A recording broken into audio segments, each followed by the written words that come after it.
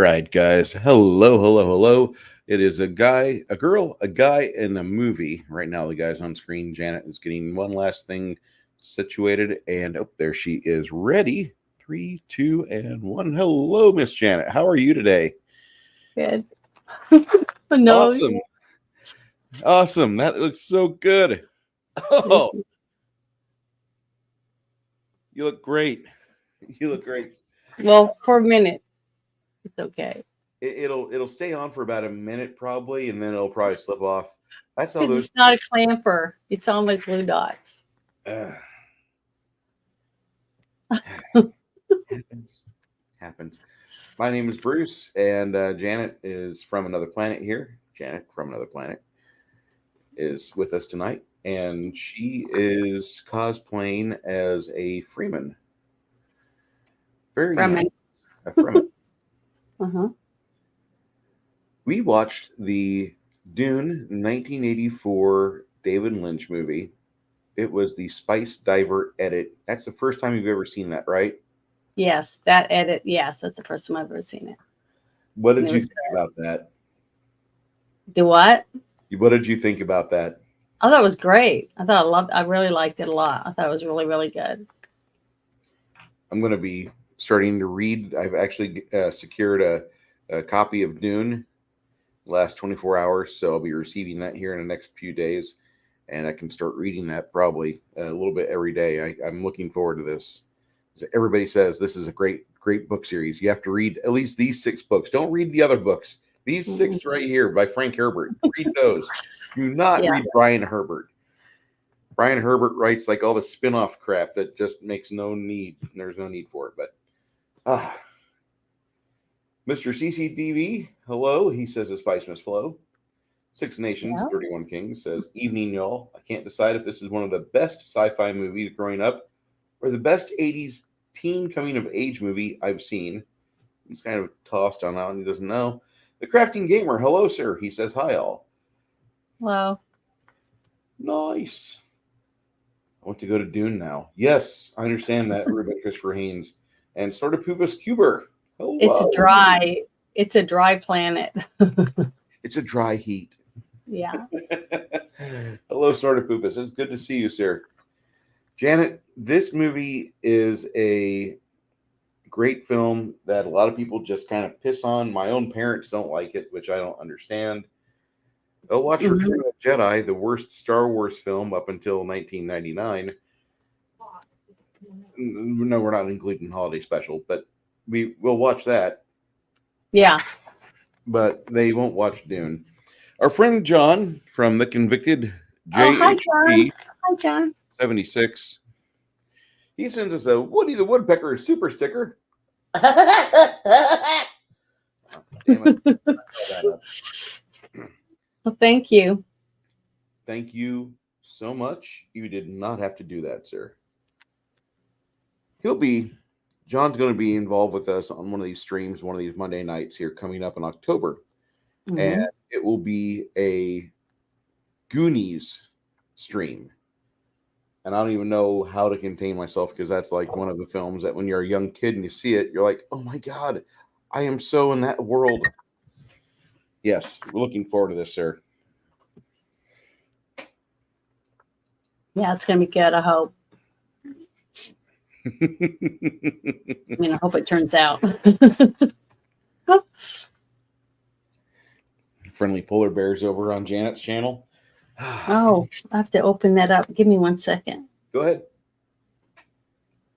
Because remember, I turned it off because I always make it so loud. I can never get it to mute. I don't know why. Even though I have my phone turned down all the way. We'll start talking about this film once technical issues are circumvented, mantled over. And John, don't worry. We did miss you, but we understand you had to work. Parrot Head says, One-Eyed Willie. Yep. Yeah, I printed out a couple of notes. Ooh. About the movie. Sorry, guys, my suit's very loud. It's squeaky. But about him having this book came out in 1965. Wow. Very futuristic, with their point of view on things and how they wanted things to work in his futuristic world. I just thought that was very interesting because I haven't read the books myself. So I thought that was very interesting, the way that these books were changed. To me, from everything that I could read, pretty much everything I read said that this movie really did good at following the books. So we'll see. What do you I think? honestly, I'll be able to let you know here in about a month. I should be finished with the book, Mm-hmm. with the first book at least. Yeah. Lady joins us. Hello, sir. How you doing? Um, I've never seen the movie in the big screen. I've always seen it on the television at home or the monitor off the laptop. Mm-hmm. I absolutely love this film, and I think the way it starts out, I think the way that you have Princess Aurelian talking to you and giving you kind of like the quick and dirty of Yeah, this the world. opening. Yeah, Yeah. opening by explaining what was going on at the beginning. Mm-hmm. Yes, you need that, and they don't really vary from that on the Spice Diver cut, which I'll be putting the link to that here in just a moment. If you are familiar with the Spice Diver cut, it is a cut where they took hidden or deleted scenes and they assembled them together to make it a more honorable story towards the books. It really they keep the weirding devices, but that's like the one major change from what I've heard from everybody talk about. The rest of of this 3 hour movie is very close to the first two books at the very least.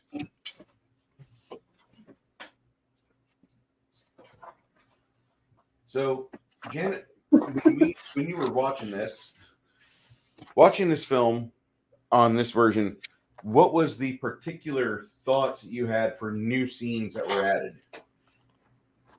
Well, like you said, the one scene with the one gentleman that Paul Atreides fights, his wife, you get to see his wife and her two sons that come and for the service when they burn his body, and the sons place his dagger on the body before they burn it to take the water from him.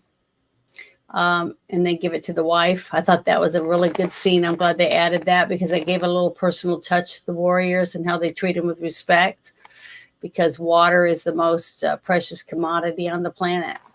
So I thought that was a really good scene.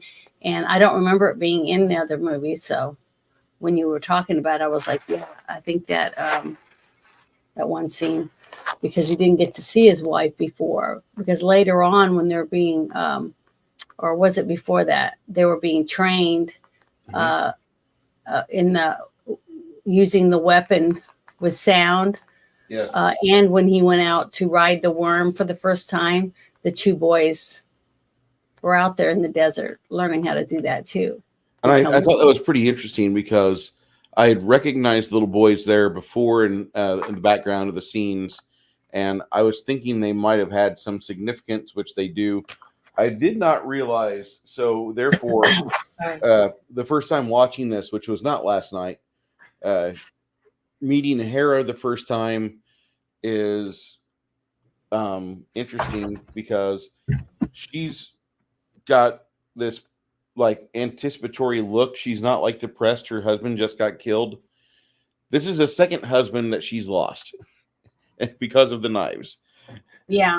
And she doesn't look like she's like really supremely in a dour mood because of it. She's just like, all right, well, on with the next. And that's basically how I took it. The way she just, all right, sons, here's our new dad. Here's your new daddy, and that's it. I'll need to read more about Hera because that has some significance in the book. I'm sure her two boys are there in the movie at the scene where they're doing the test on the weirding way, and then later with the hunt for the worms. It was very impressive to finally have an idea as to why are these two children here, because they don't explain to you anything in the theatrical version. They don't really give you horror or anything at all. It's just like you have a movie where 90% of the things you need to understand what's going on, 90% of it is omitted. And you have to go read about it. Well, you got to remember too, he had to make sure it wasn't too long for the movie theaters. Mm-hmm. So editing it for being online, it doesn't have to be a certain length. It can be any length that you want it to be. So there you have a difference right there. That's true. So I thought it was great, though. It didn't seem like it was 3 hours long to me. Did it to you? No, not in the least bit. That movie felt so short. I mean, short. When we're watching it last night, I thought, man, this is really a shorter movie than I remember, because the 2 hour long plus theatrical cut was good, but it drug. It actually felt like it drug. This is it zips along. Oh, and plus it also added the whole thing with the opening for each of the different chapters from the book. Mm-hmm. They added that to the movie. 1, 2, 3, before, yes. Yeah, so I thought that was really good to try to pull you back into it, so you'd remember it was a story and from the book. So I like that. And for those that haven't seen this movie doesn't really open with it doesn't open with Princess Aurelia. It does open with the is it the Shadat Mapes on Dune? She's the Freeman's Bene Gesserit lady, and she talks about how they're the chosen ones. They're the secret to the universe, but they're the chosen ones. And at first it seems kind of hokey, but if you just listen, this is an entire story built on prophecy, and it mimics our own world's Abrahamic religions really well. This just roll with it; it'll make sense. And it made a lot more sense whenever you watch that in its context. Yes, lady. Yeah. Later on, Paul does indeed take the two boys as his own, trains them, and is a good father to them, from what I'm seeing on the wikis. His first wife, one he won from the knife fighting Hara. Yeah. She's a very maternal lady, and she is a nurse to Elia, Leto, Ganima Atreides, the wife of Stilgar. I mean, she's just super nurse. That's her thing.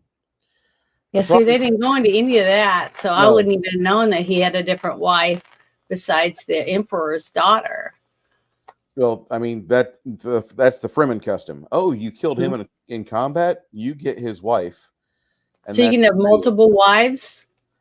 This is not really based on normal modern. No, I know, but I mean, in the story, you can have multiple wives if you've killed multiple people in fights. Yeah, it looks like as long as you've got the capacity to take care of them, the more men you kill, the more you're going to have a family grow. It would be. He could take everyone's wives if he wanted to. You could. You just have to get rid of the kids, because you don't want that. If you're trying to get rid of bad blood or weak blood, and you want your line to be, you have to kill all the kids, and then you have to get the girls pregnant again. It's just sounds like a lot of hassle. Extra steps. No, it doesn't. Steps. But the one scene, I didn't realize. All the other times I've watched this, I didn't realize how powerful he was until I saw the scene where he killed that one Harkonnen, and then he did the voice without the wielding way thing on his throat, and he was able to split the ground underneath him. Yeah, so, that was in a theatrical cut. Yeah, and that was pretty damn cool. Yeah, it really was awesome. Snortapoopa says, when I first saw Dune at the theaters for the first time, we walked out when it was over into a pouring thunderstorm. Damn it, Paul.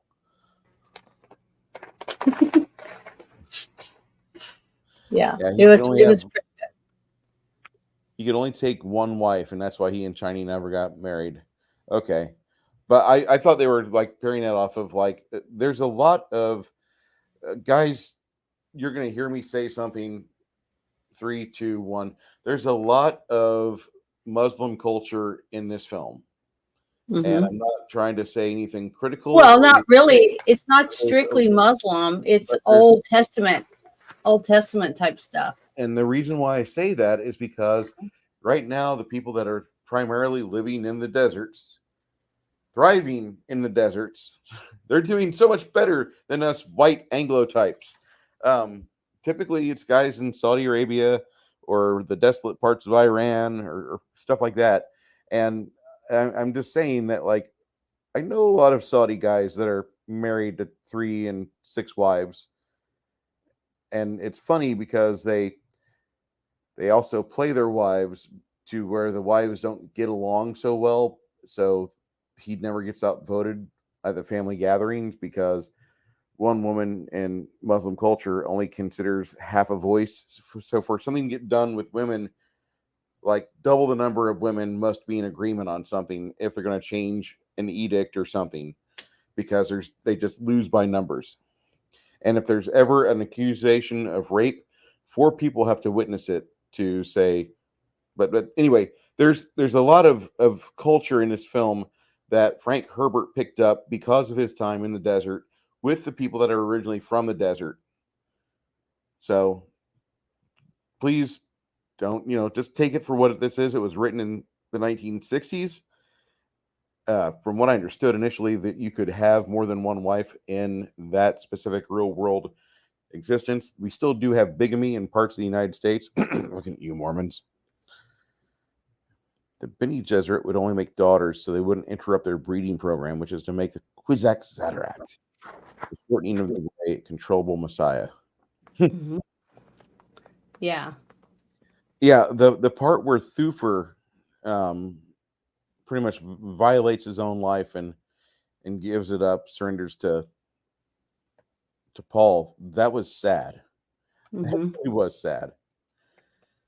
Given that the Freeman religion has some Islamic characteristics, I would not be surprised if they practice polygamy. Yeah, that exactly is what I'm thinking. I think if you killed like 5 or 6 dudes and majority of them are married, you would have an instant family, and the majority of Fremen that are around you would be like, well, you're going to be a busy father. You better, not go on any raids. You better be plowing some fields. It just Yeah, and plus you wouldn't want to have more wives than you could afford to take care of. you Yeah, know, and so into modern that today's, not kill people. this isn't the first time I've heard this. Flady echoes something I've heard before. Most Muslim nations will cap out with 4 wives. Arabic, Turkish, French, etc. Herbert mishmashed his experience in the Oregon dunes with Middle Eastern culture and kit bashed religions. Crazy how it all worked. I thought he had spent some time over there because he writes and his theories on the culture are so steeped in. You can just almost feel the facts oozing out of it as he writes a narrative. Like, oh, I saw this on National Geographic. I'm going to write about it and throw a multi novel narrative together that people will go apeshit crazy for until a fucking hobbit throws a ring in a volcano. The definition of polygamy is having one wife too many. The definition of monogamy is the same. I was gonna say bye to John. He says he has to leave. uh, Thank Love you you for guys. coming. Dude, Johnny, you didn't have to give us a super chat, but I appreciate it. We'll get that towards the Wounded Warrior Project. Appreciate you and be looking for us. We will be doing a show with you later on in October. And John, that date is October. Wait for page to load. Yeah, night. October 12th. Or yeah, October 9th. My bad. I was looking at August 12th, the day we made it. We will be watching the Goonies October 9th, sir. So we're looking forward to this. Yeah, hopefully we can keep him, make him remember. I try to remind him all the time on Twitter. So, but thank you for coming by. I appreciate it. We both appreciate it. Support both of you. Thank you, sir. Be with you on Discord on Sunday. Awesome. Be good, convicted. God bless you. Yes, very. Okay. Yeah, this movie starts off with some really cool shit. And like for me, the cool shit is just setting up the backstory and getting, you have the prophecy down, then you talk with or listen to Princess Aurelian talk, and she kind of tells you that there's some warring noble houses. Two of them in particular are really heating it up. And then you have the guild navigator, the guild's report from the spice navigators, and that's where you learn of things going on between Harkonnen and House Atreides, and it was so cool to see that as everything's taking place. And I love the way this movie just kind of slowly just feeds you information. It just does it at this nice relaxed pace. It could be a little bit more rapid fire, but why? There'd be no need. The way that everything paced and the way that the music sets up everything, it sounds very atmospheric whenever it's going through the Princess Aurelian scene and then the Guild Navigators Stage 3 report. It's just so atmospheric. Sorry, I love this fucking movie. that's Yeah, I was impressed with the scenery from inside the buildings and stuff for the intricate the carvings on the walls, the way they made the beds, the details that they put into the to all the scenes, the elaborate costumes, like especially at the Emperor's I guess his castle or whatever you want to call it. But his all the people when he was about to have the greeting or the meeting at the very beginning, and his daughter was the only one wearing a colorful gown, and everyone was wearing black. Yeah, I thought that was a really very elaborate detail put into the whole thing. I just thought that was they didn't have to do that. Especially with limited amount, they had a limited amount of actual people in it. I don't know. Even though it looked like lots of people, but you could definitely tell that it wasn't that. Well, I could definitely tell that it was like cloned. They used a lot of cloning effects to make it look like the same 10 or 20 people are wearing different outfits at different times. It looks like yeah, like when the gentlemen that were standing around the tank at the very beginning that were using the shop vacs to suck up the spice that was coming out with the steam, because it's such a precious commodity, they didn't want to waste anything. So this little things, elements like that, where you could tell that the director was just really trying to show his vision of what he saw from the story. Now, I don't know whether or not he read the books or not, but he definitely, the script was very rich in detail for each of the scenes. Excuse me, I have the hiccups. Each of the scenes and the backdrop for everything. Even in the just the office of the Baron. I'm trying to remember. Paul Atreides' father, wasn't he a Baron too? Duke Leto Atreides. Oh, Duke. Okay, Duke. I'm sorry.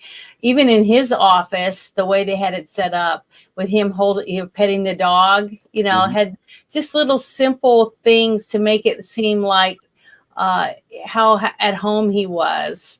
And then the scene in the castle with the emperor, and they had all the dogs, and it was so funny because all the dogs were either bulldogs or small pugs, things like that.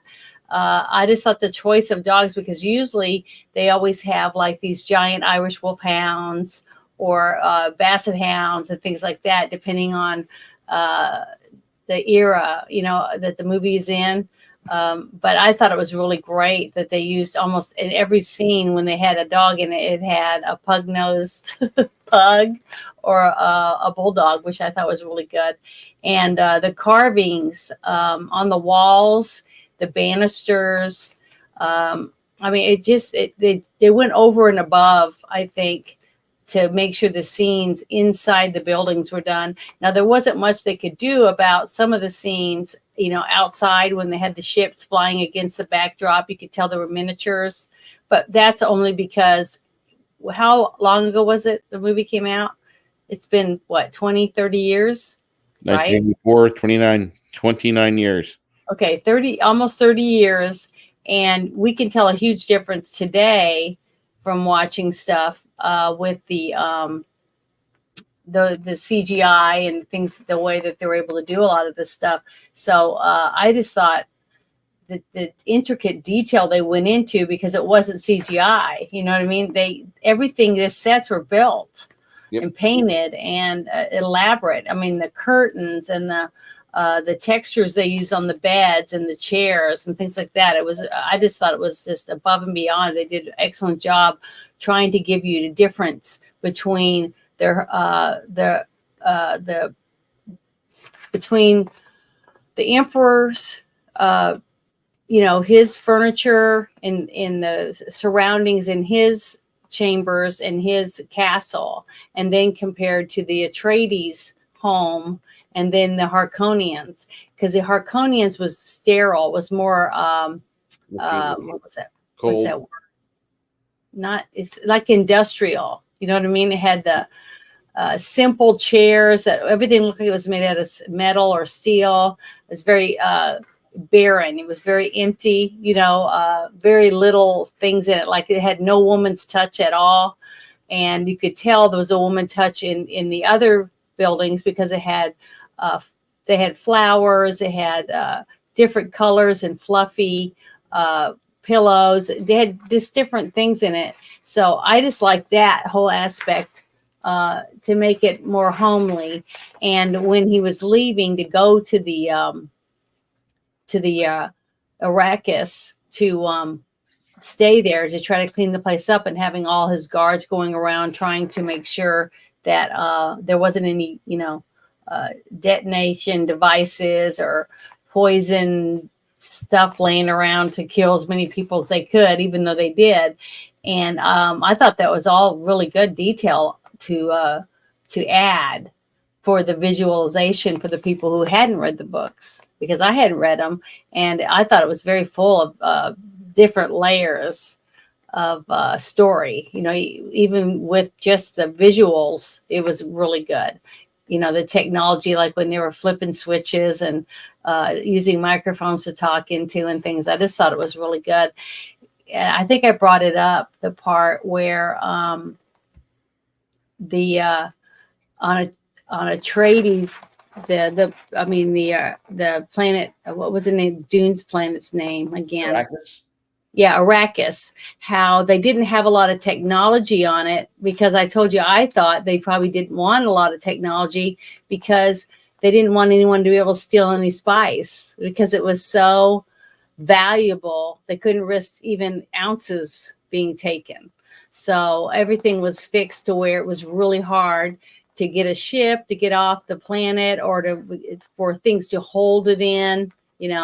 I just thought that was really smart on his part to make sure the director had put that in there to make it so it was really, I don't know. I just thought it was very realistic for a person that's trying to figure out how they would run a planet like that to keep you from stealing something that's more valuable than water, or even water. If people couldn't even steal water and run off with it.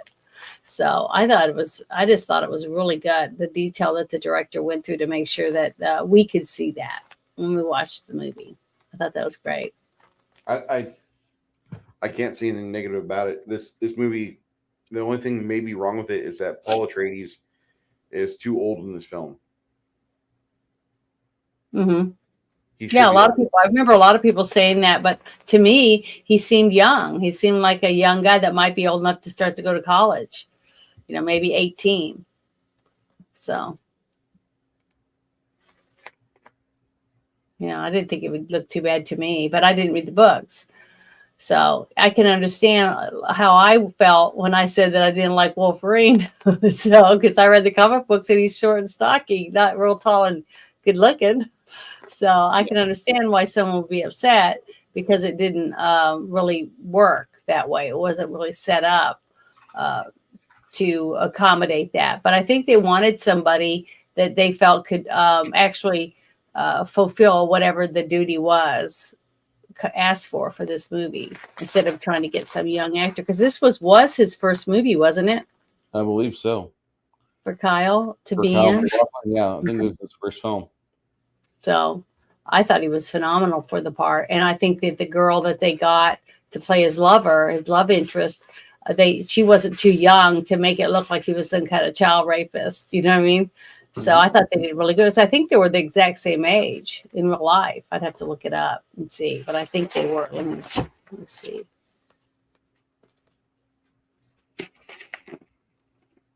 Because I think I saw that somewhere that they were both the same age. Darn it, I didn't print that one out. Poop.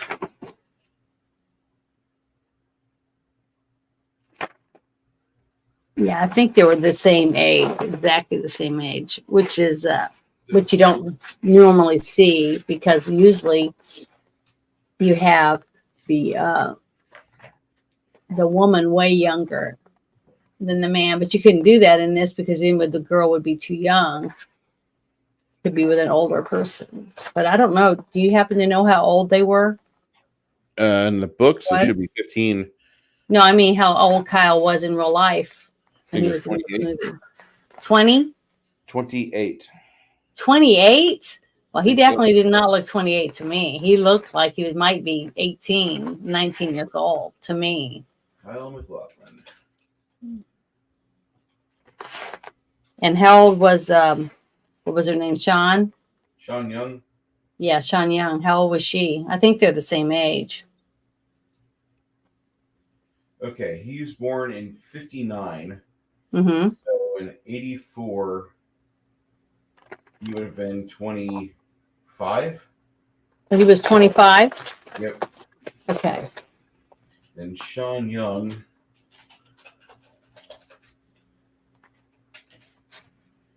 And for her age, she looks really good. I'm just going to bring this up real quick. I know, Bruce, you're focusing on the wrong parts. Shh. I have a penis.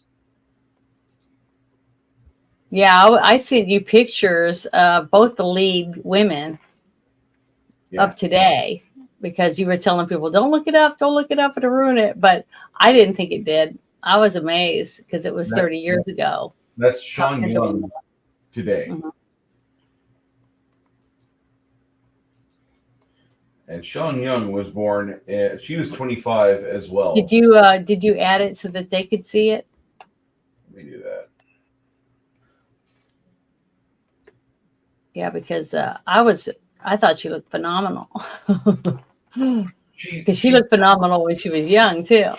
But she was also in Blade Runner, right? Yes. Okay, and was that around the same time that this one was coming out? 2 years before that. Oh, Blade Runner came out 2 years before? Yep.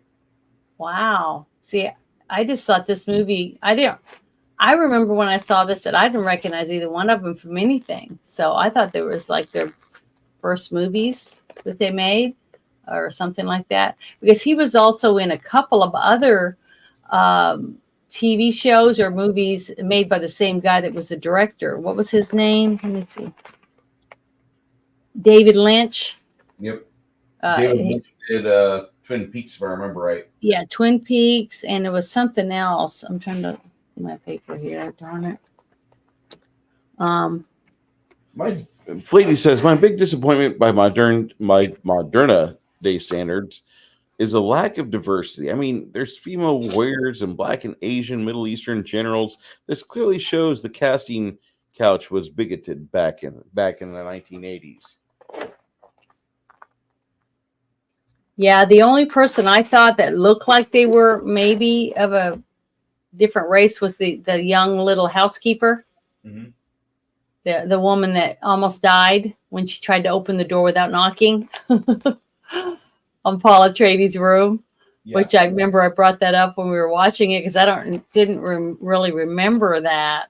The fact that she just walked in was just because he could have been dressing for all she knew, but the fact that she was just going to walk into his room without announcing herself, I thought was that was a mistake. I mean, I thought that was a mistake on the part of the people making the movie or editing or whatever, because that wouldn't have happened.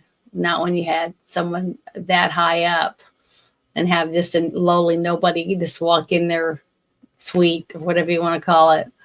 I thought that was, I don't know. I just didn't think that was a very good spot for her to do it. But, it made me think during the movie that I remembered was that maybe she was involved and she was going to see if he was dead. You know what I mean? If it got him or not. But then she said that thank you to him when he saved her life. And then later we find her in the hallway dead from being stabbed, I guess, by the poison, one of the poison darts. Killed her anyways. So, I don't know. You didn't think that was, that stood out when she tried to just walk into his room?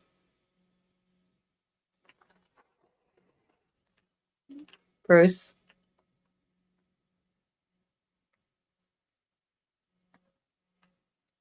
I guess he's not around.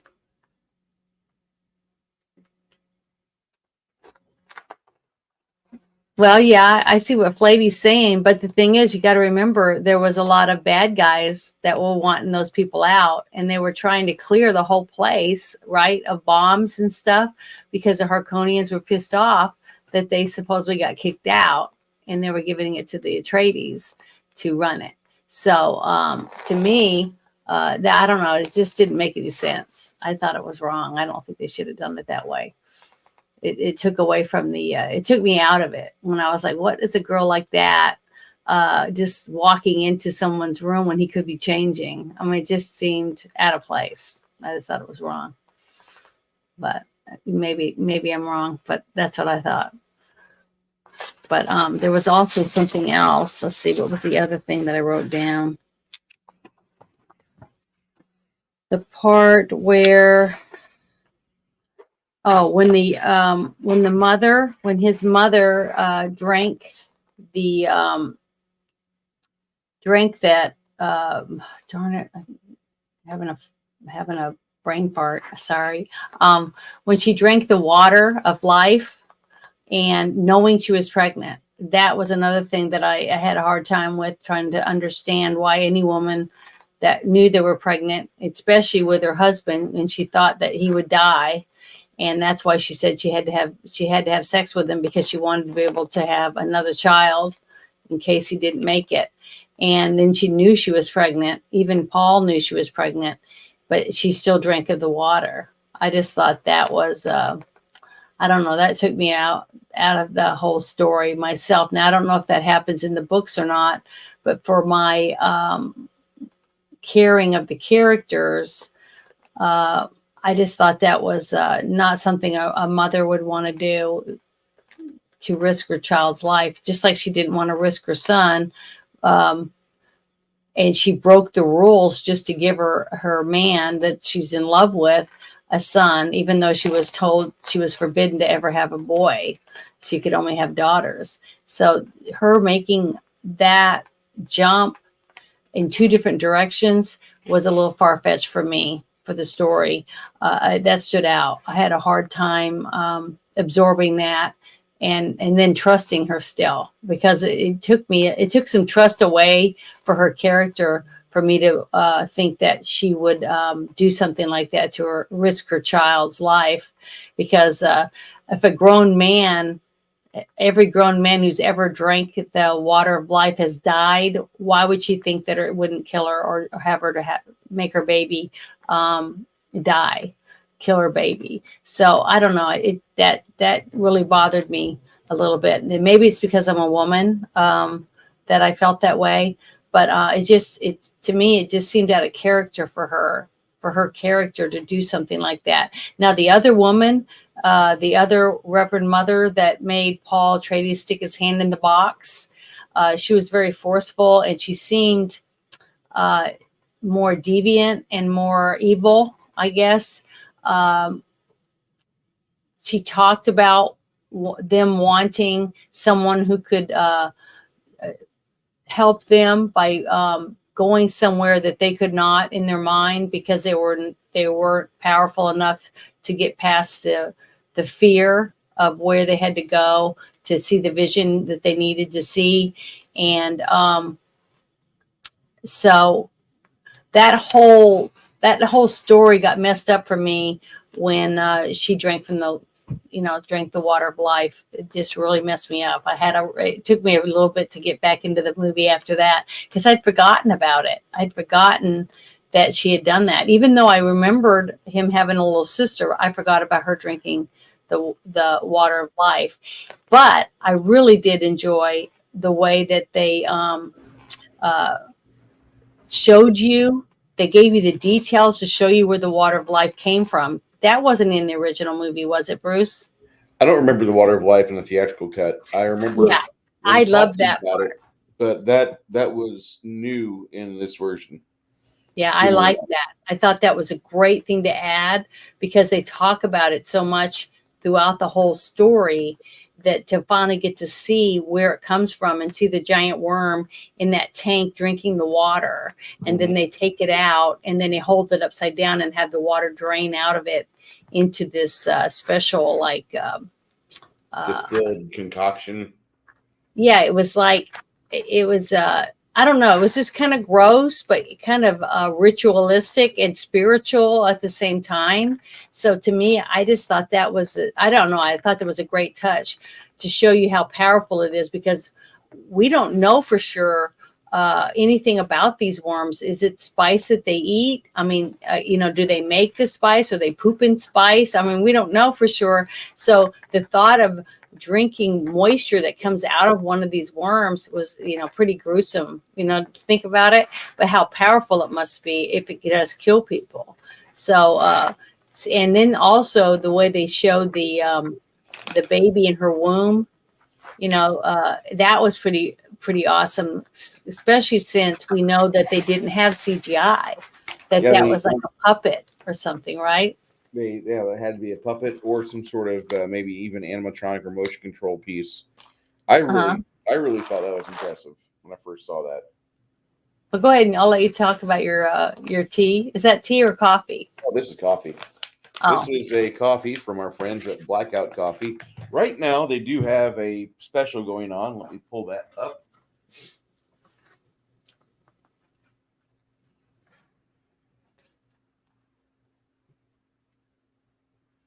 Blackout Coffee is a American coffee made in they grind it up in Florida, Ocala, Florida area, then they ship it up out of the peninsula to us. All right. Mm-hmm. I don't know why they're not. Okay, that's it. My server or my browser decided to crash, which took everything away. Oh, I thought maybe you got a phone call or something. I didn't know. Nope. I didn't see the circle of death. That normally you see that little something that starts popping up, and I didn't see that, so I didn't know what happened. But I tried to carry on the best I could. I had to get my notes out and start looking at some stuff. You did great. Okay, just talking about coffee here real quick. This is coffee with values, and they love the Second Amendment. That's their jam. Mm-hmm. When they're on duty, they do have a thing where, like, if you buy any coffee, they're shipping off an amount to soldiers. We send 2 cups of coffee to active military for every bag you buy. So they send 2 cups of coffee out two amounts of grounds to active duty soldiers. That's pretty awesome. Right now they do have a neat little sale. Add 3 coffees or teas to your cart, and you get 1 free. The code is 5 years, and I'll get that for you here. 5 years. This is the coffee that I drink on a frequent basis. Also dip it between my tongue and my lower lip. I recommend people get into this. This is good stuff. Here is the code. 5 years, get free bag of coffee. Buy 3, get 1 free. BOGO. Right there. And here is the link for it. Recommend everybody that drinks coffee get this. This is their Fowler's Makery Mischief. This is a medium. It's got a little bit more of a caramel taste to it, like a little bit of a sweetness, but it's a really good blend. I love this bean. Their best, is my opinion, it's going to be Morning Reaper. And if you like coffee, just try it. Flady says that he bought a 5-pound bag less than 2 months ago, and he's already through it. That's a lot of coffee. All right, Janet, we're going to talk about this movie again. This wonderful Does it edit of the movie. Does your coffee come ground, or can you buy it all with I buy mine in bean form. Okay. You can buy it in beans. Okay, that's good. If So you they'll have know a that they have to grinder. grind it up. I recommend get the beans. Have a grinder. They cost you $15 for Cuisinart at Walmart or Sam's. This is an interesting question here from Six Nations. Mm-hmm. What would we think of split personalities or demonic possession? It's what you have this awakened child wake up from the waters of life. What would they be like? This is a pretty wild tangent that we go into. I like that idea. And that as a narrative, that could be freaking scary as hell. Because you have the water of life, which mutates everything it touches, like the spice mutates everything it touches. Mm-hmm. See, look at the navigators. Poor navigators. Well, so you did see the one witch that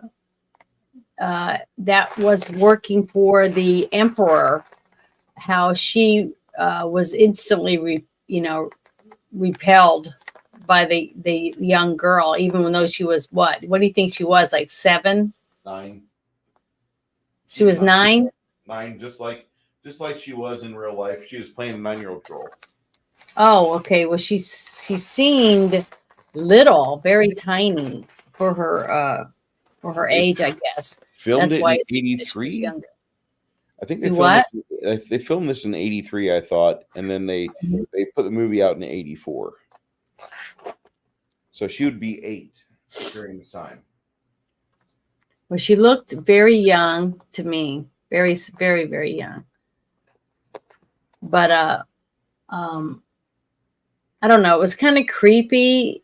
But when they did explain that, I wish they'd explained it a little bit more about that whole process, about how she aged that way and stuff like that.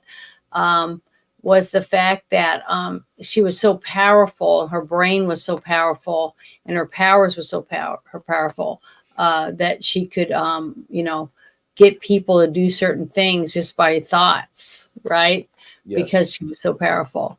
And the fact that she wasn't evil, because she was doing the right thing with her brother and her mom, and the people. So I don't know. It would be very scary if I was her mother, knowing I had drank the water of life and not knowing what I was going to have. You know what I mean? She was pregnant when she drank the water of life, and she I thinks know. about that afterwards. But of my unborn child, it's like, oops, too late now. Gulp, gulp. Yeah, but that's what I was talking about when you disappeared. I was talking about how I had a hard time with that, because any woman, because remember the conversation she had when she made love to her husband before they left, the night before they were going to leave to go to the other planet. She was saying it has to be tonight, basically, because she knew that he might not live. Okay. So she wanted to conceive another child, and she was allowed to conceive another daughter because she believed her son was a cataract, right?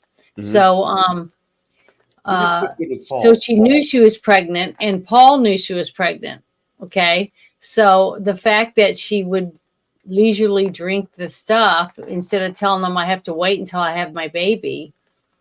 I don't know. I just had a hard time with that. That really bothered me, that whole scene. And then seeing the baby and then her going into labor early and all that stuff.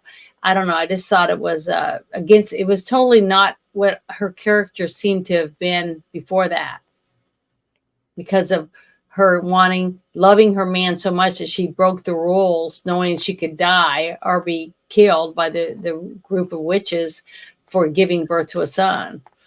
Things like that. She did it because she loved him, and she loved her son. That's why she stayed hidden and, was a good woman, to her husband, and stayed out of the way to make sure her son was safe. Lady says, I just can't running around with poison darts, and daggers. I'm good with it. It sounds like Chirac or Philadelphia. Well, yeah, but I mean, I was talking about why she was pregnant after the baby comes. If it's that powerful, I mean, she knows how to, protect herself. It's not like you could just scoop her up and kidnap her, because she'd tear you up. So, because she was so powerful. But I just thought all that was really, really intriguing, though, the whole thing about the witches. And they didn't go into enough detail, I don't think. They could have made it a little longer by adding a little more about the relationship between her and the lead, the head mistress, or the head witch, or whatever you would call her. When she talks about how she was let down by her because she snuck off and had a son, I don't know. I just thought, she could be in another room and read people's minds. So I guess if you were on another planet, you wouldn't know whether or not she had given birth to a son. I mean, I don't know. I just thought, I don't know. It just made it really hard for me to put all that together when little bits here and there kept coming out about how do they hide it when they're that powerful that they can control someone's mind or speak a certain way and get people to do things against their will. You know what I mean? So I don't know. I don't know. I just had because I even thought the witch that worked for the emperor, they all wanted him to come, the one chosen one to come and rule and go to the place they could not, that type of thing. So I thought it was just funny that some of them were going against it and others were wanting to push it. You know what I mean? Mm-hmm. So that showed you basically the human trait of greed that came out, even though their religions were so powerful and strong, and they were very religious to follow through on doing certain things, but they were still able to be so greedy that would overpower their faith. So I thought that was a very intriguing part of the movie myself. Yeah. Chimerian says in the books, there's a vaulting between points, between the invasion and then you have the arrival of the emperor. It pretty much goes by within like a page turn. That's basically it. This movie does almost the same thing because you have Aaliyah breastfeeding on mom, and then the next time they bring her up, she's 8 years old or 9 years old and looks really small, but she's got a very well developed head on her shoulders. And the more you learn about her, the scarier she gets. That's the problem that I had with her. Like, Aaliyah is like the one part that I could see, like they make her as a character because they need to have like the supernatural, or the character that's there to help validate, like, yeah, you are actually part of the prophecy. And here's your little sister who was born of a mom that was high on psychotropic spice. And she'll be able to tell you any answer you need 30 minutes before you go on stage. So have fun. I thought Aaliyah was just like the first few times I watched it, I didn't understand it. But this movie here explains it a lot better. And then Kai, he's like, in the books, there's like you turn a page and 20, 30 years will go by. So that happens in the Frank Herbert books. Yeah, but the part where she's now with the Fremen, okay, and they had their own witch, right? Mhm. Correct. That was running everything for them. So basically, they needed these witches to help them with their societies. Not really. Each They one need of them. one. Well, they needed one. Each, what I'm saying, each of them had like a soothsayer or a witch doctor or whatever you want to call it, and that's what the witch would prophesize things for them to help their future, you know, to make sure they're making the right decisions for their longevity of their people. You know what I mean? Okay. So the one when she found out she was dying and she asked Paul Atreides' mother to take her place, that whole thing was, you know, it made sense to me. But the fact that she said, well, I can't, you know, she would have said, I can't, can I, you know, give me a couple more months because my child, I'm pregnant. And that they didn't know she was pregnant, especially with the other witch, very powerful. I mean, she's about to die of old age, so she had to be pretty powerful that she wouldn't know that she was pregnant. To fill another prophecy that she'd have another child, 2 children, 1 male and 1 female, that were the most powerful entities in the galaxies. You know, I don't know. To me, that was, I don't know if that's how it came out in the books or not, but to me in the movie, it was just a little bit over the top for me. I don't know if that sounds Makes sense. Makes you know. plenty of sense. I mean, it just, to me, it just, maybe it's because they were trying to cram in all the information from 6 books into one movie. That might have been it. I mean, I don't know because I didn't read the books. So I'm just saying from that part of it, when I had chance to think about it, because I'd seen it 4 times before, and I was like picking up things that I normally wouldn't because I'm looking at it different. I'm not just watching it for enjoyment. I was trying to find out more about the actual overall movie and how it was made and the story behind it and things like that, a little bit more detail. And I paid a little more attention to it. And I was trying to say, this doesn't really go together for me. I was trying to understand it, but I was like, especially the whole thing of her drinking that water when she knew she was pregnant with a man she loved. I mean, she really loved him. You could tell by everything she did, by giving him a son and being his concubine for so long and being a good woman to him. And then she's risking the only other child she has with him because she knew he was going to die when they went to the other planet. That prophecy was that he wasn't going to live. And I don't know. It just kind of made me not like her as much. You know, I didn't want to not like her because I wanted to, but it just kind of hurt me a little thinking that she would risk that.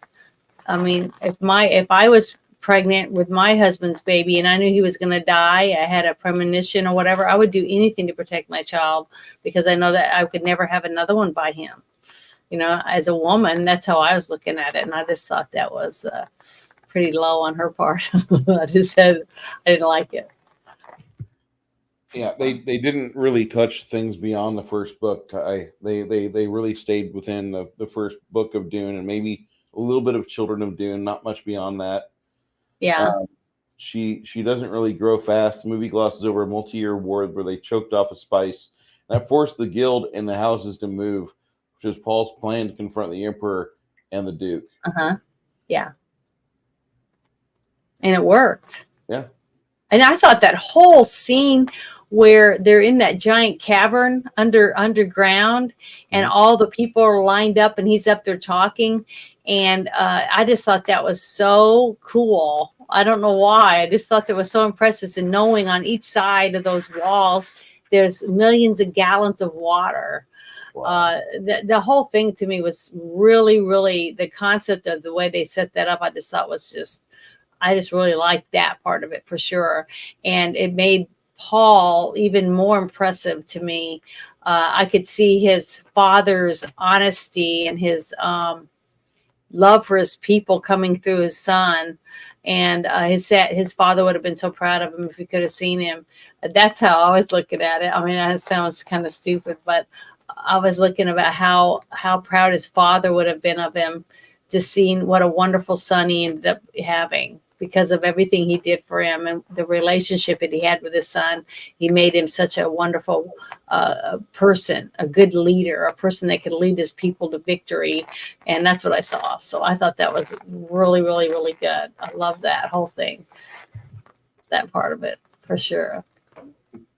And it was a help too with his friends, you know, the men that helped him fight. He taught him how to fight, and about history, and about learning about all the other planets and stuff like that, and the way that they lived their lives and where these people came from. All of those men, they did a good job at help raising him to make him such a good person, to be a good leader for his people. I thought that was really good. I'll shut up for a second.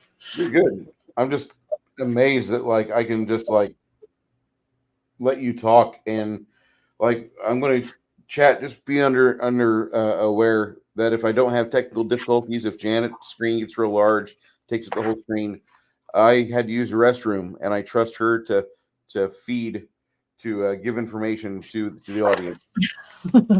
Well, all I can do is tell you what I got out of it, you know, what I saw, and how the story came together for me.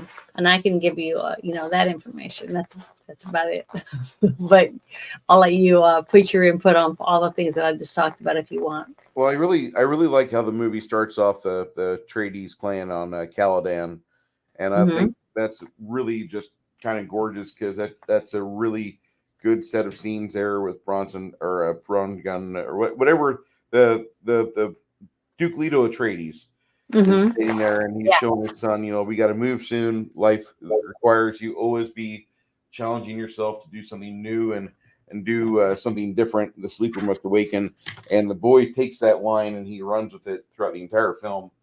And I really kind of understood what Paul was being told at the time, because, you know, if you do stop challenging yourself, you really slow your growth. You really just stagnate. And unfortunately, I do think that once he has that discussion and then they go to Fold Space, that was kind of cool. Although nothing happened, everything happened. That entire portion of the movie is just them going from one side of the galaxy to the other within a few minutes, and they could have sailed around, but it would have caused more problems and not. But well, I think they cut all the scenes that they could from actually showing the ships and stuff, because it was hard to make it look as good as it, like when you see out the window and they're flying over the ground and stuff, that wasn't so bad. It was when you saw the actual little tiny ship flying around is when it was a little harder to make it seem like it flowed together well, because it was you could tell it was a model, you know, when they were doing it. But I like the whole premise of seeing a beautiful water planet, okay, and then going to a total desert planet. The two totally different extremes between the two planets, and the fact that he came from a water planet, and the woman that he falls in love with is from a dry desert planet. So I thought that was kind of, you know, really unique and romantic in a way. And then the fact that he sees her and he realizes she's the woman from his dream, and he's almost immediately in love, you know, just from the dream, because he keeps having it for so long, over and over again, the same dream.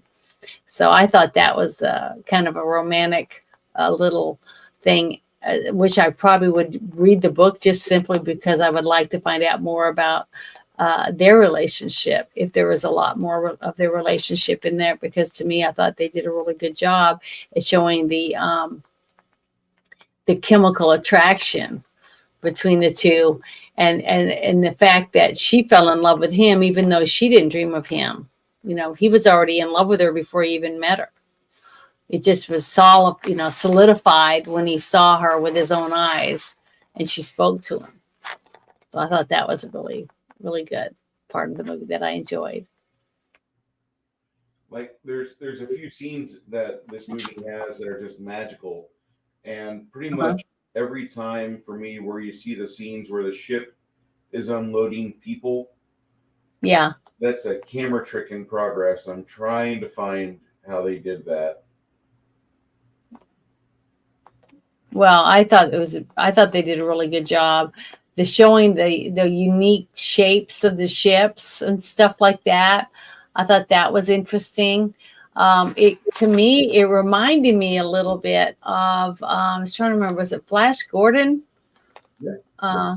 Maybe it was that movie. There was a couple other movies that came out, I guess, made by the same people or something. I don't know, but it seemed to me that they all use the same type of special effect ideas or something like that. So that because the ships, the way the ships designs and stuff looked to me were similar. So I don't know if it was exactly, but it was similar to me. So I don't know. Interesting to say. I just found some production shots here. As soon as I get them paused properly, I'll show you guys what I'm looking for. There's that. Okay. But the whole thing, the one scene, I wanted to talk about this earlier and I forgot. The one scene where the Duke and his son are putting on their water suits, the desert suits, and they show him how to put it on and the use of it is to how to reprocess your urine and your sweat and everything so that you can save the moisture from your body so that you can survive for long periods in the desert. I thought that was really good. But the fact that when they showed Paul Atreides wearing his and he was on properly and he was impressed by it, he was like, wow. And then you hear his thoughts about, could he be the one? Things like that. I thought all that type of stuff was really, really good, the way that they did that part of it. And the suit, I wish I could have made a suit as cool as that one, but I couldn't. It was just a lot of elaborate detail because I got online and was looking at it and stuff. And you can't even find one. I mean, they are so expensive to even buy one that is, authentic looking, like that you could use in cosplay or whatever. So I had to improvise with mine, but it was fun looking into it and figuring out how they did some of this stuff. Here, I'll be quiet so you can show that. So go back to this scene here. Nice miniature set. Mm-hmm. I love how this is all compromised. They've got, again, with the fucking pugs. I know you guys like pugs. I don't like pugs. He's got a pug right here. Yeah, that's what I'm saying. There's lots of scenes with a pug in it. It's like they're trying to escape, so they're taking a dog with them. Yeah. I thought that was, this little things like that I thought was kind of different. Damn. Trying to find a scene where everybody's coming out of the ships. Well, basically, there we go. Right here, yeah. This is all a rig put in front of a camera. Mm-hmm. This is a giant, not even giant rig. This is a piece put in front of a camera. Over here, there's a doorway far off in the distance, and that's basically all the camera can see. They've got it perspective locked so that they can't move the camera, but you're seeing everything in over here approaching the doorway, and you've got this ship in front of the camera, and that was how they filmed that. But do you see the shape of the ship? Yeah. Each of the ships, even the Emperor's ship, is shaped like a pyramid type shape. So, and then the shape of the ships for the Harkonnen are shaped like flying hammers or something. Yeah. They're all the detail they went into for the little ships and everything. I thought was really, really impressive. Even though when you get away from it and you have the backdrop behind it, it kind of looks kind of hokey. But for the time that it came out, I think that was really impressive. But the fact that they worked so hard to give you the details with all the different ships, because each of these planets had their own, unique style of building and technologies and stuff. And I thought that was really, really good, the way that they did that.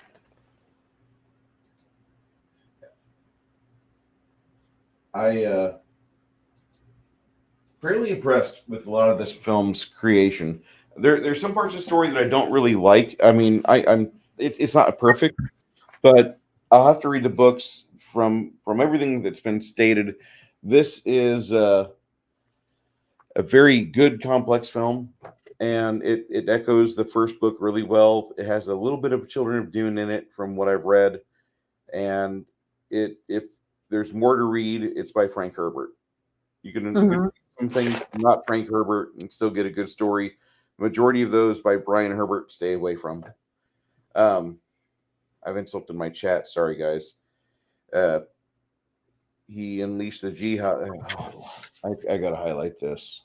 Sorry. The thing was, he's both a failed and improper messiah. He unleashes the jihad and sets the gears in motion, but then was a coward when faced with final steps, unable to face that pain of path. Yeah, that does happen. This film, just they filmed this in Mexico. They had that's not in Texas for the most part. They had rubber suits on for the exterior shots, for the still suits. They did everything they were supposed to. They choreographed fights, invasions. They did charges wearing the still suits. Trying to, it'd be nice if it did cool you down a bit, but these are just props. There's no mechanics inside them to make your life happier. You get to wear a rubber suit in this movie. And then they're in Mexico, so they're kind of far away from Stan Winston's creature effects shop. They did what they could. They brought in some guy to do the special effects that was part of Stan Winston's kind of like upper circle, a peer of his. And he does good with the worms. The worms look great, I think. You have I thought the worms are awesome. You have the various shots where you have the forced perspective to look at the ship that is docked, but really it's just a rig on top of or in front of the camera, and you have people running into a doorway far away, like far away, over 1,000 meters. It's quite a ways. It's like at least a quarter mile. Yeah. So you have that, all these things, and they still kept the movie cohesive. Do I really like Aaliyah that much? No, she kind of grates on my nerves. The very ending scenes with her and the Bene Gesserit, and then later with Baron Harkonnen, perfect. I'm not saying she's a great actress, but I like the way she acted there. Kyle MacLachlan sold this as, I am a 25-year-old man playing a 15-year-old kid. And he does it. He nails it. See, I didn't know he was supposed to be 15. Yeah. I believe that he was like 18, maybe 18 years old. Old enough to take over as a man. I watched a fist fight in Peoria, Illinois happen because two guys couldn't have a civil conversation about the Dune movie while they're playing the Dune board game, which later became Imperius Rex, the board game. Yeah. But they were playing this board game, and it was a friendly rivalry they had, but then one of them started making bad statements about the movie that the other did not support. And then whenever people were talking about this to other people, well, yeah, I mean, he was an idiot. He was talking about the Harkonnens like this. And I'm thinking, I'm actually witnessing this. This guy got into a real life fist fight, almost endangered himself with pain of a felony and such. But instead, he's, and the people around it were like, just, oh yeah, well, you got to be right whenever you're talking about Dune. Okay. I love how everything's filmed here. I think the director of photography, if nothing else, this movie deserved an award for that. All the practical shots, all of the various in-camera effects they did, even the crappy CGI with the block fighting. I thought that was cool. No, I thought that made it unique. I didn't think that was bad at all because it just showed the technology that they had. Just like I said, each planet had their own Different. technology advancement through their, you know, their beginning of their planet and how the people evolved and what they came up with.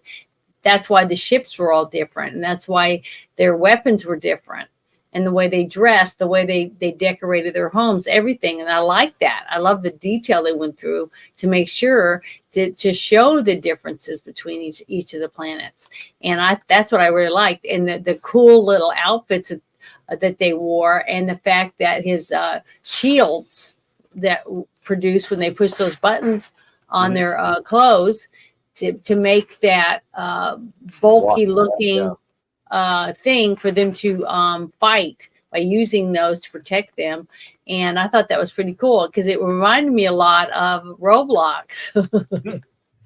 You know, it kind of looked like that. Or what's that other one that kids play? Minecraft. Minecraft. Yeah, it looked like some of those creepers or whatever in Minecraft. But it was cool because Minecraft is the future. You know what I mean? From when I was young, there wasn't Minecraft. We didn't have that technology. So I just thought it was really cool. I thought the showing, just like I said, when they got to the planet, that the desert planet, the technology was very limited compared to the other planets. And I think that was on purpose to keep people from being able to take things that don't belong to them. Well, they also Which just was had spice. the jihad not long before this. Uh-huh.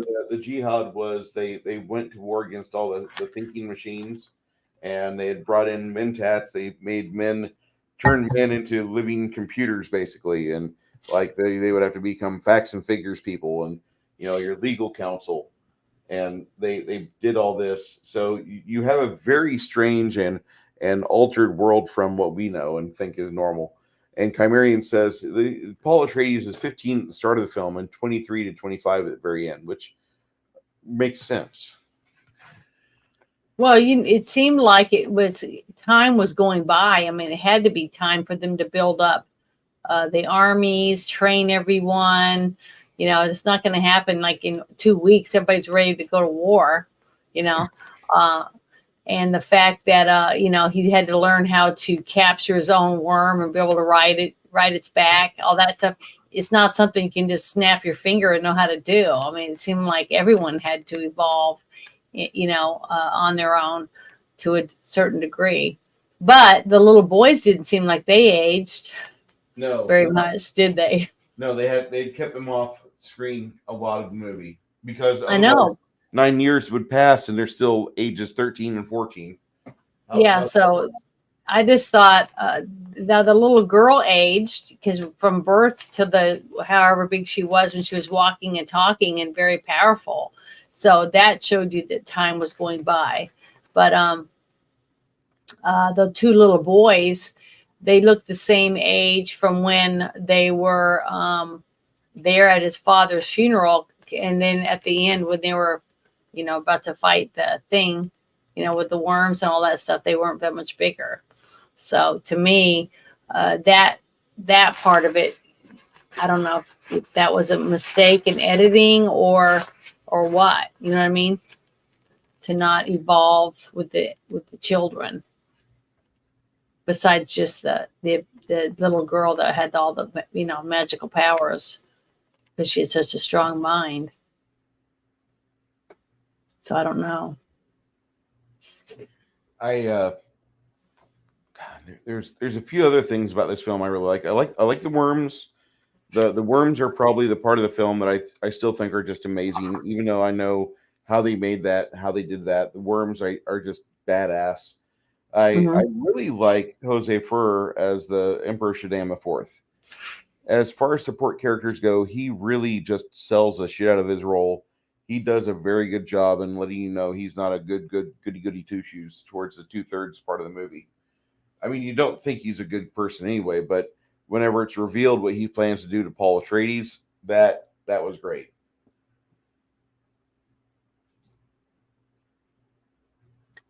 Yeah, the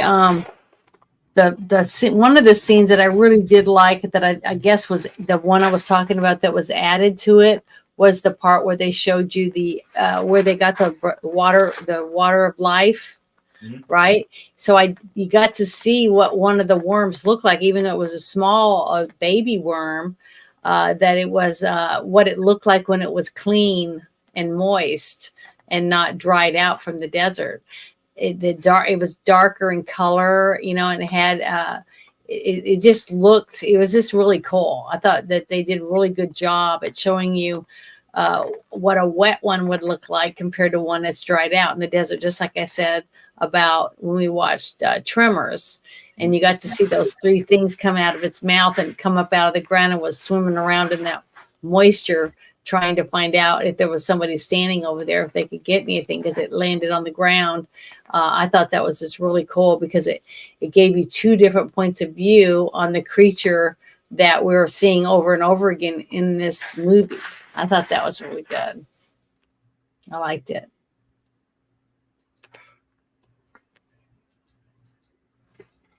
I watched this yesterday for the first time, and I'm still laughing about this. I'm sorry.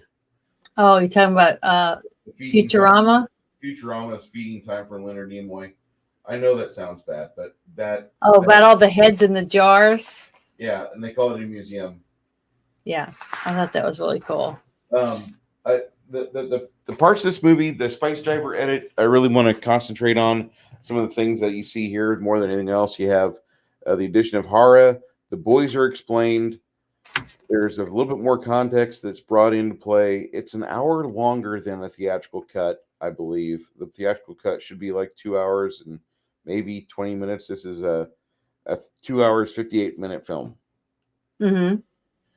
And you don't really see Jameis go after Paul Atreides in the theatrical release. You don't even see that in the least bit. They added that in this and in the quote-unquote director's cut. I think that fight is important, although the context of what happens afterwards, with the passing of the water, I thought it was just very rich with culture.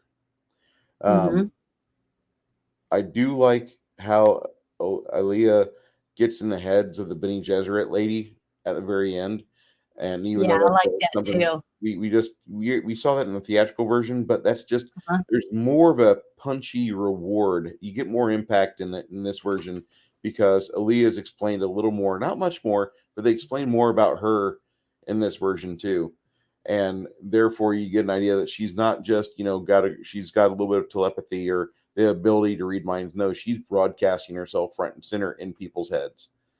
And and the fact that she wasn't evil like some of the other ones that we got to see, that they were using their powers to hurt people instead of trying to help the people. So I thought that was really good, being able to do that with her character because of who her parents were. It made her a better person than the other one.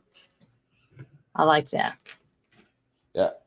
Chimerian is a very good critic for this film because he knows the books pretty much not inside and out, but he's read them a lot. When you're a bored man in the middle of Peoria, Illinois, when you're growing up, Dune's a good sanctuary. I thought this movie does a really good job of handling the story that it should within the 3-hour context of it. I think it does pretty good with that. There's a lot here that's left out, and you kind of have that feeling that there's stuff left out, but it's there for a reason. And if you want to go discover it, just go to the library, go to the store, go get your own books. So do what I did, order online. This is a fantastic movie as far as movies go. The Spice Diver edit is an expanded version of the theatrical version that you guys liked, or at least appreciated. And this, I think, is like it's not perfect. It tries, and it does a really good job of getting close because David Lynch understood the limitations that he was working with. Movie is a visual medium. He couldn't have the weirding way on display in this because it just looks like some silly kung fu stuff, and he needs something that's got a bridge from our world into theirs. So having them all be sound powered sonic boom guns, that would work. And I thought that was pretty okay. It's not the smartest thing, but it worked in its context. And I think I would have liked the Jedi-ish or the kung fu moments a little bit more as well. but I didn't get to see those. So I can just hypothesize what would be done in 1983 when they film it in Mexico, far away from like a lot of accredited schools or martial arts academies that I know of. Probably wouldn't be that great. It would probably, if they were doing people to do group ground combat with the Weirding way, I don't think it would look that good. And so I kind of appreciate the guns with the way this movie sets it up. It makes a few cuts here and there in the books that are very obvious. For those of you that read the books, I got schooled last night. Thank you, Kai. I mean, I didn't realize so much was missing. He really went on it. This film for me is a guilty pleasure. I enjoy watching this movie while I screw with these minis. I mean, that was all I did this weekend was paint more and more figs and ran a game on Saturday. But this is a perfect film if you like sci-fi, because it covers the young fan of sci-fi. It goes through the coming of age story. You have revenge plots. You have a rich tapestry of different power groups, which in this case it would be actually the Navigation Guild and the other 5 houses. It does a good service for showing off this universe. It's a good sampler. I don't understand why people didn't get this. My mom and dad think it's a boring ass movie. I think it's perfect. I mean, for what it is, I mean, it does good. I couldn't. Yeah, I like what was the name of the creature that there's the real powerful giant fish-like gross blob thing that had all the people that had runny noses and holes in their head. They look like Borg.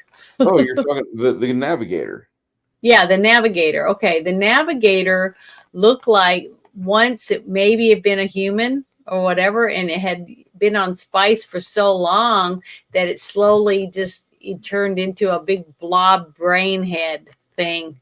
Okay, and it didn't want to lose its power, so basically it corrupted as many entities as it could from multiple places to be able to keep the flow of the spice so they can live forever. So basically, we don't know how old it was, right?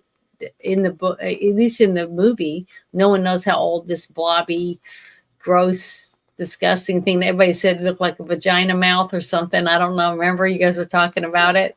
We were watching it. But the thing is, that's what I got from it. I got from it that it was some creature that became very powerful over time due to the spice and was not going to let it go, was not going to let anyone get in their way to keep from getting it. And I was surprised that it itself didn't want to come to the island and control everything, or not the island, but the planet, and just control it all themselves because it's the only place they can get it. So I just thought that whole concept of it being so strong that it could shape or move time, fold time and everything, like it was saying, so it could go from one galaxy to another and one planet to another by folding time and stuff like that. I just thought, and that was due to the spice use, right? Yep. So that whole concept, when it was explaining that and talking about it, I thought that was really, really good. And that wasn't in the original movie, was it? No. Yeah, see, to me, that opened up a huge gap that I had not understanding exactly, since I hadn't read the books, to understand the concept of how powerful the spice was and why so many planets wanted it, and they would do anything to get it. We kill, maim, steal, take over anyone they had to get the spice to where they could get it whenever they need it. There's buku's amounts of it. I mean, it was so important to this blob brain, whatever you want to call it, that it made its people suck it up off the ground. You know what I mean? So it was important. And he was gross. Here was the first failed Dune shots that they decided to go against. They were not going to go for this. Just joking. That's actually still from Street Fighter. 1980. Oh, I was going to say, I don't recognize any of those people. Well, that was Van Damme in front and center, but and plus, I didn't know they had spandex then, but maybe they did. Hold on. I guess they did have spandex because what was it? Jane Fonda or whatever had spandex. That's Oh, it's Jean-Claude Van Damme. yeah, but the girl, I was looking at the girl's pants. Oh, She's wearing spandex. She's had those since the first game she was in. So I was like, it's all right. okay. I'll see But- myself out now. This is that was just a joke, guys. But this is a great film, and if you like the first Dune movie and you've never seen the Spice Diver edit, you should Hey, watch it. that's a great thing. I never even thought about it being cinnamon. Because a couple of times Paul Atreides smells his fingers and he makes comments when the people are coming into the little shuttle when they went down and stopped the worm from killing them all. And his dad was having them get into their shuttle, and he could smell the spice on them. He was very sensitive to it and stuff. So it really was intriguing, but I wish I would have thought about that last night when I was watching it, the smell of cinnamon and how that might have been what they were smelling and what he was smelling on his hands and stuff, or paprika or something. I wish I'd thought about that because I didn't, but he did mention it quite a few, excuse me, I got the hiccups again, quite a few times in the, during the movie, he talked about the smell of it and the, when he ate that piece of candy, I guess it was a piece of candy and it was spice, and he was talking about what it tasted like, and the way he was going to feel when he ate it, things like that. I thought it was that was very good detail to add so that the person watching it kind of understand a little bit about why it's so such an important commodity that so many people are willing to kill each other over it. Because we do that here for money, right? Money and diamonds or, whatever. I saw this scene here and I thought, wow, they're going to actually do a cremation scene on this. And the first time you watch this, you're like, wow, they really go full out on this film. And here's where you meet the little boys for the first time, basically here. Mm-hmm. But see, look how young he looked. Yeah. See how young he looked, like maybe 18-year-old kid when he turned and saw those two boys and the wife or the widow. And she, she's having her last moments with her husband. And I think this is just, far and above beyond anything we've seen up until this point. Even the Return of the Jedi scene with Darth Vader's pyre in the forest didn't hit me like this. I just was struck stupid when I'm watching this scene as the mother's trying to console her kids and the kids are being given knives to put on daddy's casket. This is, you don't have films like this. I can't think of another film where they actually do this with the family and they give you 3 to 4 minutes where like you had a bit part and we're going to have the funeral for him now. That was crazy. And this movie just. But the reason I liked it is because it showed the whole process, showed you they can't take the people out and bury them in the desert. Okay. No. Because they would be eaten by your people would be eaten while you're trying to bury your loved ones. And the fact that they collect the moisture that rises up from the body after it's cremated, and then they save it and give it to the family because it belongs to them, because it was their loved one that died. And that's the moisture that gave him life. And because we're 98% moisture is what our bodies are made out of. It's hard to believe that, but that's what science says about us. So I thought that whole concept was very important to put in there in the movie, because it does show why they are the way they are. Just like a person spitting on the ground, most people would look at it as an insult, but these people don't, because when you swap spit with somebody, that means that you're real important. You know what I mean?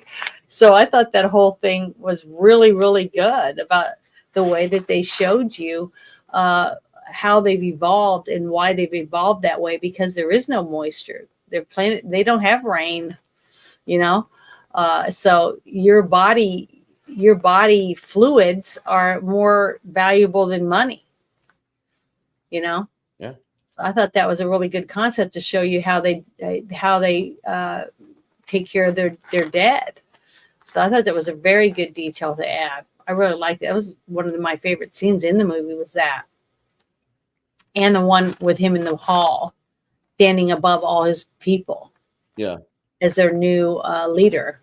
I thought that was really, really good too. Liked it. Yeah, Chimerian says they don't show you that Paul marries her and adopts those kids as his, although it does say that. They don't really show it much. You don't see the slow work to make her tolerate Paul or everybody singing his memories after Jameis's death. That is pretty fucking powerful, you know? Mm-hmm. And it would have been nice to have that, but then we have a 4-hour movie because we just gave 10 minutes to Jameis's death, a guy we saw for a minute in the edited version, the fan edit version. This is a type of thing that you should expect when you watch this movie. And this, I know we probably should not be, you know, complaining or negative to people trying to honor fantasy licenses or literary licenses. Mm-hmm. I'm not saying forgive Amazon. I'm not, but I'm telling you, I will never tell you to forgive Amazon. I'll tell you to tear up your account, never buy from them again. Fuck you, Amazon. Yeah. And then the reason why I say that is basically 1, Wheel of Time, 2, Rings of Power. And you hear about a fantasy movie that's in production that is going to be based on one of your favorite literary works. Send out a hello to them. You know, follow the guys on social media. Say, listen, I've read this book series 20 or 30 times. I really hope you guys do a good job with it, you know. And, you know, we're behind you if you do it right. You know, we're going to be there for you season after season or sequel after sequel. Don't fuck this up. Mm-hmm. You've got a dedicated fan base that wants to see this done right. And, Yeah. you know, that's what I'm trying to tell people, like, listen, don't harass, but let them know that you're hoping that, you know, season 3 of She-Hulk doesn't suck so bad like the first 2 did. Did you finally get rid of that one retarded lady, the retarded Oriental girl that can't write a fucking superhero? Did you get rid of her? Because she fucked up your first 2 seasons, and we hope that season 3 of She-Hulk is a return to the comic joy that we all love. You know, and Yeah. I think that would be a better story than you going out making, you know, 5,000 10-minute videos about how She-Hulk is shit and don't watch it. Well, you know, I get off on people's misery. So when I'm feeling down, I watch videos like that, like, oh, the Last Jedi was bad. Oh, She-Hulk was terrible. Blah. No, get kind of, you know, out of that mindset, because we have evolved in the past 5 or 6 years. I would like to see you guys like be a force for good. And what I mean by force for good, where like you're telling people like, hey, we will reward you with the funding you want if you make a good show. We'll be back. We'll buy toys. We'll buy lunch boxes for our kids if you don't fuck this up. And if you see people that are making like a Dune 3 or something, let them know, listen, the first 2 movies were really good. They showed everything from Paul's perspective, which is not really the movie I wanted to watch because the book isn't like that, but they did fairly good. So please just continue. And if there's any way you could bring in Jason Momoa for the 3rd film, my wife would really like that. Make sure his shirt comes off clean his body. Thank you. Yeah. You know, that's like every woman's dream right there. But I think by being a positive thorn in the side of these creators and letting them know, like, listen, we're just want good stuff. Can you make good stuff? I want you to make good product. I want you to make money if you're making Lord of the Rings stuff. I want you to make good money if you're making Wheel of Time stuff. Because I would love to know the Wheel of Time better than what I do. I read the first book and I fell asleep so many times trying to read that book. It's not my favorite at all. There's worse books out there, but Wheel of Time, I just don't understand how that became a phenomenon.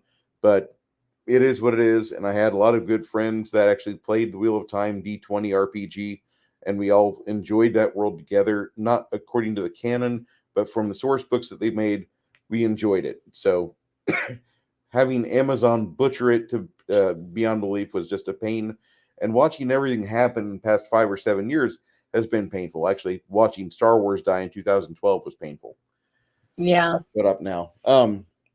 I really, I think David Lynch is probably one of my favorite directors. After seeing this, and after seeing, I mean, I know he didn't really help with the editing for the Spice Diver version, but he was there probably 99% of the time behind the camera watching things, going, cut, that looked good, we'll keep it. Cut, that looked good, we'll keep it. And then he takes things to the editing room, and the here's the studio fucking up everything because they don't understand the book series, first off. And David Lynch doesn't really understand it, but he likes what he's read so far. And he can only go so far on it. He can only do so much. But this Dune Spice Diver edit, out of all the versions I've watched, probably the one I keep going back to. I will say that Momoa was a boss in the first Dune movie, but his character is not fated for a long life. Just don't get attached to him, ladies. That's all I'm going to say. This Oh shit, we're at an hour and 40 minutes already. I'm sorry. Chat, put your scores in the chat so we can read them off. Yeah. Sorry about that.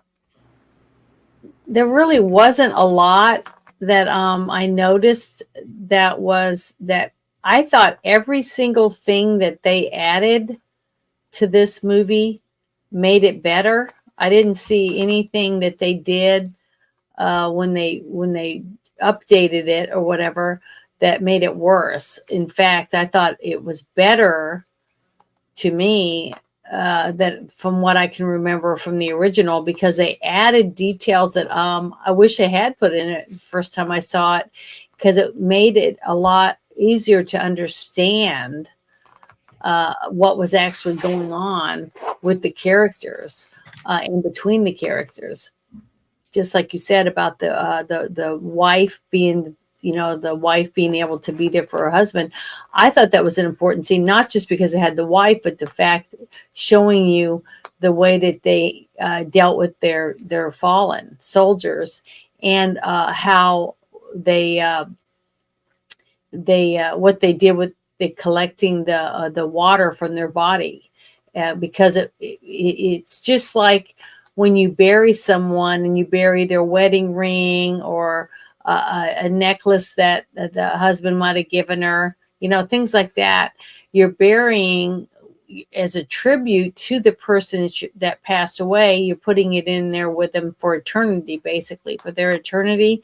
But on this planet, there really isn't a place to bury people, to keep them to where you can go back and visit their grave and talk to them and think about them and reminisce. So basically, you're giving their gift of their water to have in as a replacement for their loss of their body, which I thought was genius, a really genius way of showing how much they were worth to you because of the moisture that they were going to have to help replenish the planet or whatever type of thing. I just thought that whole concept was really good. But to me, my favorite scene in this movie is still the whole thing when they showed how the water of life was made and why it was so powerful that most people could take a few drops of it and die from ingesting it because it was so powerful. So I just thought that was I just loved it. I'm so glad they added that, because I think that made the whole movie more believable about the whole concept of a spice planet and having these ginormous creatures that over time have become so big simply because that's their home. They basically control everything that has to do with this planet, simply because they're the top predator. We aren't. The humans were not, or the Fremen or whatever. I guess the Fremen were the original people from the planet until somebody found out about how powerful the spice was, and then they sent people there to start mining it, basically. And by mining it, they were taking an important commodity that the worms needed. So the worms didn't like them being there to take the spice either. So, because without the spice, I don't think they would even live.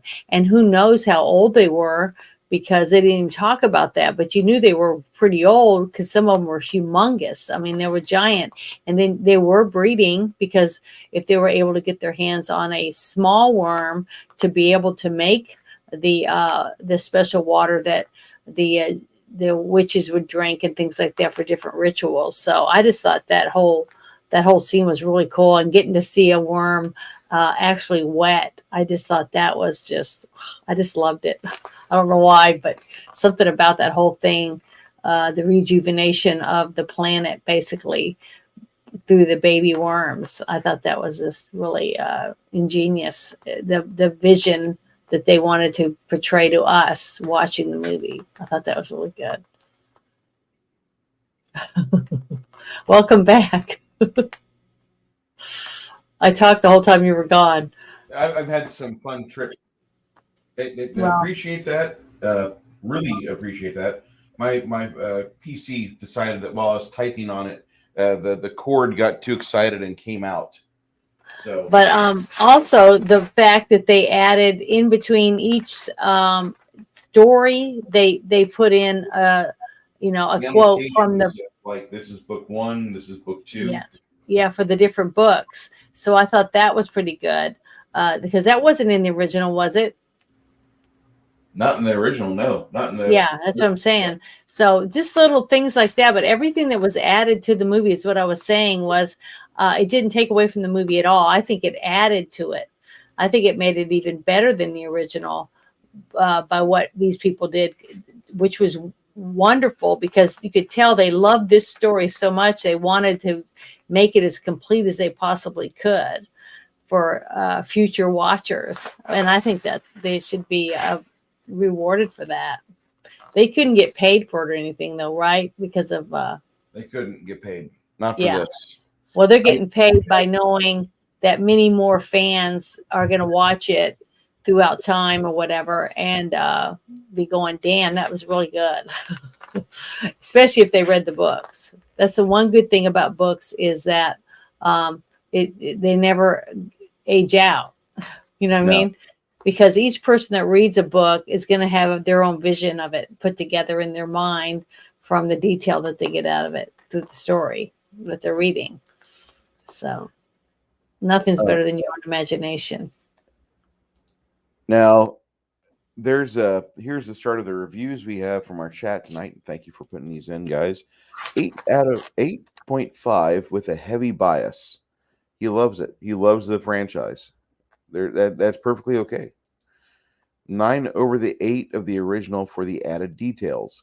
Okay, Kai is a very big fan of the books. I mean, he's and he agrees that the Spice Diver edit adds so many small details that you don't see too much anymore. The Crafting Gamer, hey David, how you doing? We get 9.8 out of 10. That's almost a perfect score. Yeah, that is a Hawaiian gymnast on the Aussie Man channel. You guys know what I'm talking about. Flady, this movie I give 11 out of 10. The lower quality special effects I find endearing and reminds me of the time it was made. Yeah, the ornithopter scenes are the only part of it that actually pull me out. Seriously, the ornithopters that looks like the worst part of the movie, the cheapest part. There are some miniature effects that you can definitely do. Oh, that's a miniature, but they still look pretty good. The ornithopter, though, you can see that's like a projection unit that they use to put that over the scenery when it's going over that, and it's all right. It's okay. It's just not great. And this movie came out the same year, I believe, as E.T., didn't it? I don't remember. I think so. I don't remember. E.T. was 84. I believe E.T. was 84. E.T. movie.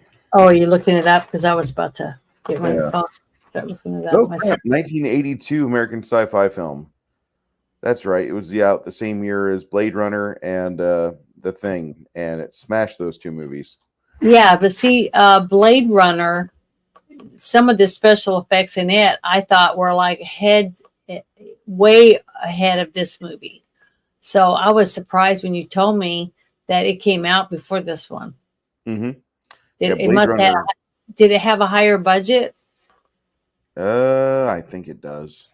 Yeah, I was going to say the only thing that to me that shocked me about that was the fact that I was thinking, well, it must not have had near the money to spend on it because um, just those little details with the model, like you said, it wasn't the model, the little ship that made me uh, get pulled out of the actual scene. It was the shadow going over the mountaintops and stuff that made me realize it wasn't real. You know what I mean? Because the shadow was so huge Yeah. over this certain things like that. So just little details like that. But I still, just like I said, why I love independent film is that you have to really work at what you want and how you want it to, what did you want it to look like, because you don't have just gore tons of money to throw at it to make whatever fake thing they needed on a computer instead of being able to make it with a prop. And I love that. That's one of the reasons why I love Star Trek and the second generation, because of like Gordy's glasses or a banana clip, Yeah. just little things like that, that someone use their imagination to bring it to life. And that's what I like about it. And that to me doesn't take away from a movie. Okay. I'm not going to degrade it a lot simply because it's special effects didn't have the money, the budget. It's the fact that they spent a little extra time coming up with something to get something out of nothing, basically. And that to me deserves a little more of something than someone who can just push a few buttons and make a graphic picture or whatever on a computer and then print it out and say, oh, that's a CGI, whatever. To me, that isn't, that isn't like creativity. That's just pushing a few buttons and the computer's doing it for you. I like better when they have to use their hands and build something to make it real for your imagination. And I thought that was great. So I wouldn't take anything away from the movie because of that. Now, the Blade Runner film was a 1982 release. Mm-hmm. This also was released the same day in states, I believe, as The Thing, June 25th, Yeah. 82. But the budget for Blade Runner was $30 million. The box office was 41.6. Made a little bit of money, not a whole lot. Mm-hmm. Probably broke even in today's terms. Budget for Dune was 40 to 42 million, and it made up to 37.9 million in North America, including Mexico. So it lost money. Lost money. Wow, that's amazing. Yeah, that really killed it. That right there is why you didn't see anything until 2000 on Dune. Yeah. Fantastic movie. I mean, if we go through all the chat here, people understand this film. They understand why this movie persists, and there's still people arguing about it, getting into fistfights nowadays at a board game meet. Yeah. This is the type of film that you fall in love with, and you're probably a younger kid, probably middle schooler watching it for the first time, and it just speaks to you because there's a lot in this film that as a young man, a young person would see themselves as Paul Atreides. Like, I'm 15 too, or I'm 12 too, and I'm trying to be the sleeper. I need to awaken. And they put that mindset behind them, and they want to do cool things, and then you have the moments where they get their voice and they start to use it, and that for me, that I'm explaining as to why I fell in love with the movie Dune as a kid, because I wanted to have that power whenever I spoke. I think a lot of us did, and it spoke to me quite plainly. And finally, here I am, almost 50, getting ready to open the books for the first time. I'm going to have a lot of fun. because I tell you what, I didn't read the Lord of the Rings movies until I was in my 30s. Mhm. I've had the book since I was 26, but didn't read them until my 30s, and that was a blast. I missed out on so much. And Kai can kick me in the head next time he sees me just for like, you're an idiot, read more books. But this, I'm going to have fun reading the Dune series because this is a series of books that nobody has told me negative things about. Obviously, they've done their job to get fans, and it is a movie that feels like it's gotten closer to the source material. I've watched it without reading the books, so I don't have the bias of the books. But my friends who have read the books say this is the absolute way to watch it if you're going to watch this movie. Yeah. Yeah, I think so. I definitely like this new version of it. I thought it was way better. I really do. I think it added the small details that they probably left on the cutting room floor when they first put it out. I think if they had had this version back then, it would have made way more money. Because more people would have left going, yeah, that makes a lot of sense, or this, that, and the other, instead of going and saying, I don't understand it. And my score, am I supposed to do my score now? Go ahead. Oh, I was going to say I'm going to give it a 9 out of a 10. And the only reason I'm not going to give it a 9.5 is because of my feelings about the whole fact that she drank the water of life knowing she was pregnant. So I just have a really hard time with that. I know that has nothing to do with the way the movie was made, but it does have everything to do with the way the script was written and how they juggled her character around. So they had her 1 minute bending over backward to protect her son, but she doesn't do anything to protect her unborn child. So I don't know. I just had a really hard time with that. See that I can understand your frustration with that, but at the same time, the unborn child bit, like, she understood that for 9 months she was going to have a kid, and now that her life is topsy turvy, I think she did her best to just write it out. Just do your best. Don't try to rock the boat on things. Let's see where this goes. And I think Lady Jessica wasn't expecting all the trauma that happened. Yeah, but you remember when they were in the shuttle and the guy was getting ready to kind of rape her, and the son was trying to. I know, but remember when the son said he tried to use the voice, right, to get him to remove his mother's gag? Yep. And so the thing is, at that time, she knew she was pregnant. Okay. And when they take over the ship, because they get the guy to kill himself and kill the other guy, she can feel when her husband's murdered. Okay. Yeah. So, and so does Paul. So she knew at that time she could never have another child with him. Their relationship, their romance is over with. Her life is over. So I could see why, because she lost the love of her life, why she would want to become the lead Jesuit soothsayer or whatever. Yeah. So I could see why she would do that. But the fact that she did it knowing if she only waited a few more months, she could give birth to a healthy daughter, but she knew it was a girl. I don't know. I just have a hard time buying it. It's just not, there's not enough there to make me believe that her character would do that, because the character that I saw before that part would do anything for her son.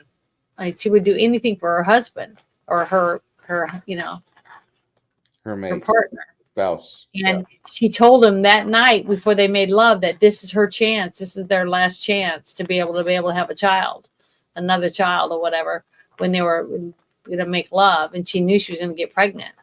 So I don't know. To me, it just didn't make any sense. It was like they rushed her into something that she wasn't supposed to be in because they were running out of time or whatever. They made changes to the script to fit that in, when I just don't think it should have happened the way that it did, even though I know it was in the story because the girl was very powerful and she was supposed to be powerful.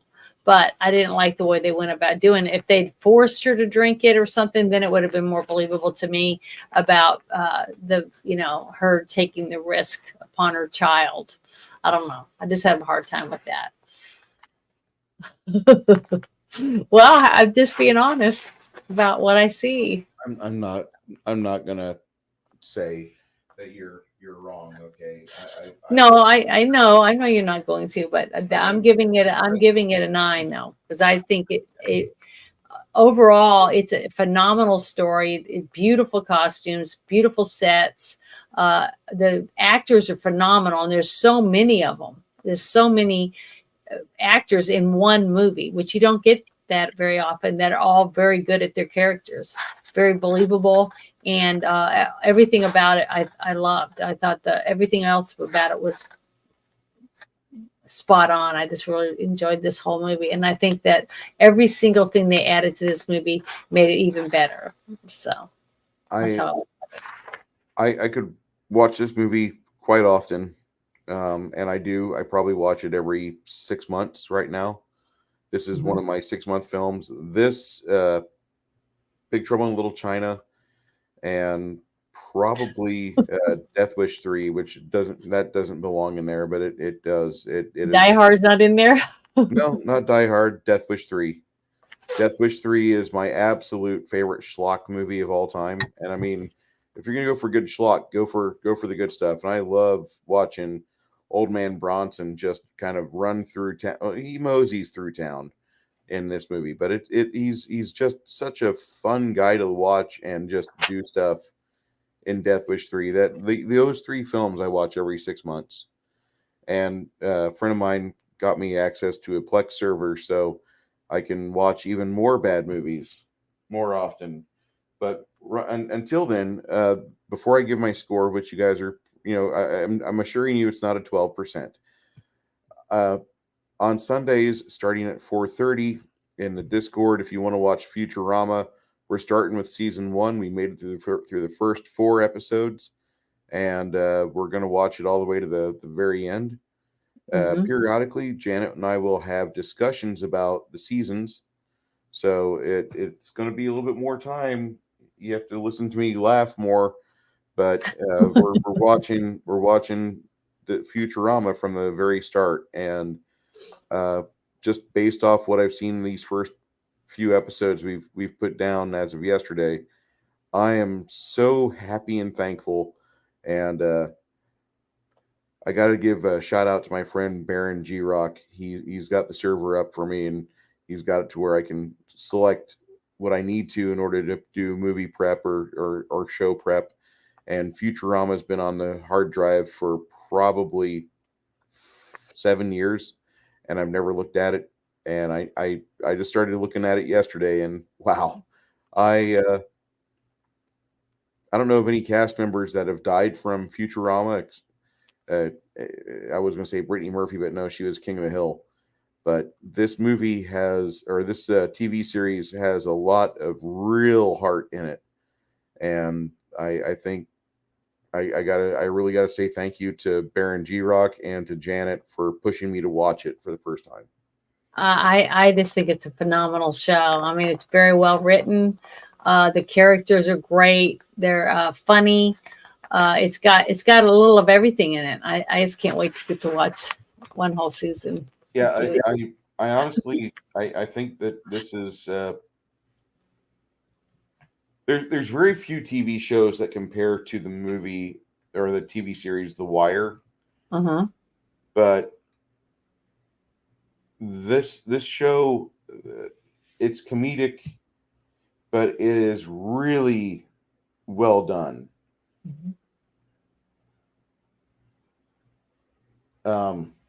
Lady, you didn't have to do that. I really appreciate you doing that. He just threw a $20 super chat at us, which he didn't have to do that, sir. Grab yourself some coffee. That's so sweet. Thank you for all the entertainment. Wish would have Thank found you. Dude, we just it just happened, okay? And you didn't have to do that. Like I said, that'll go to the fund to help out the guys that need it, the guys without the functioning 4 limbs. Part of this movie's real appeal for me is that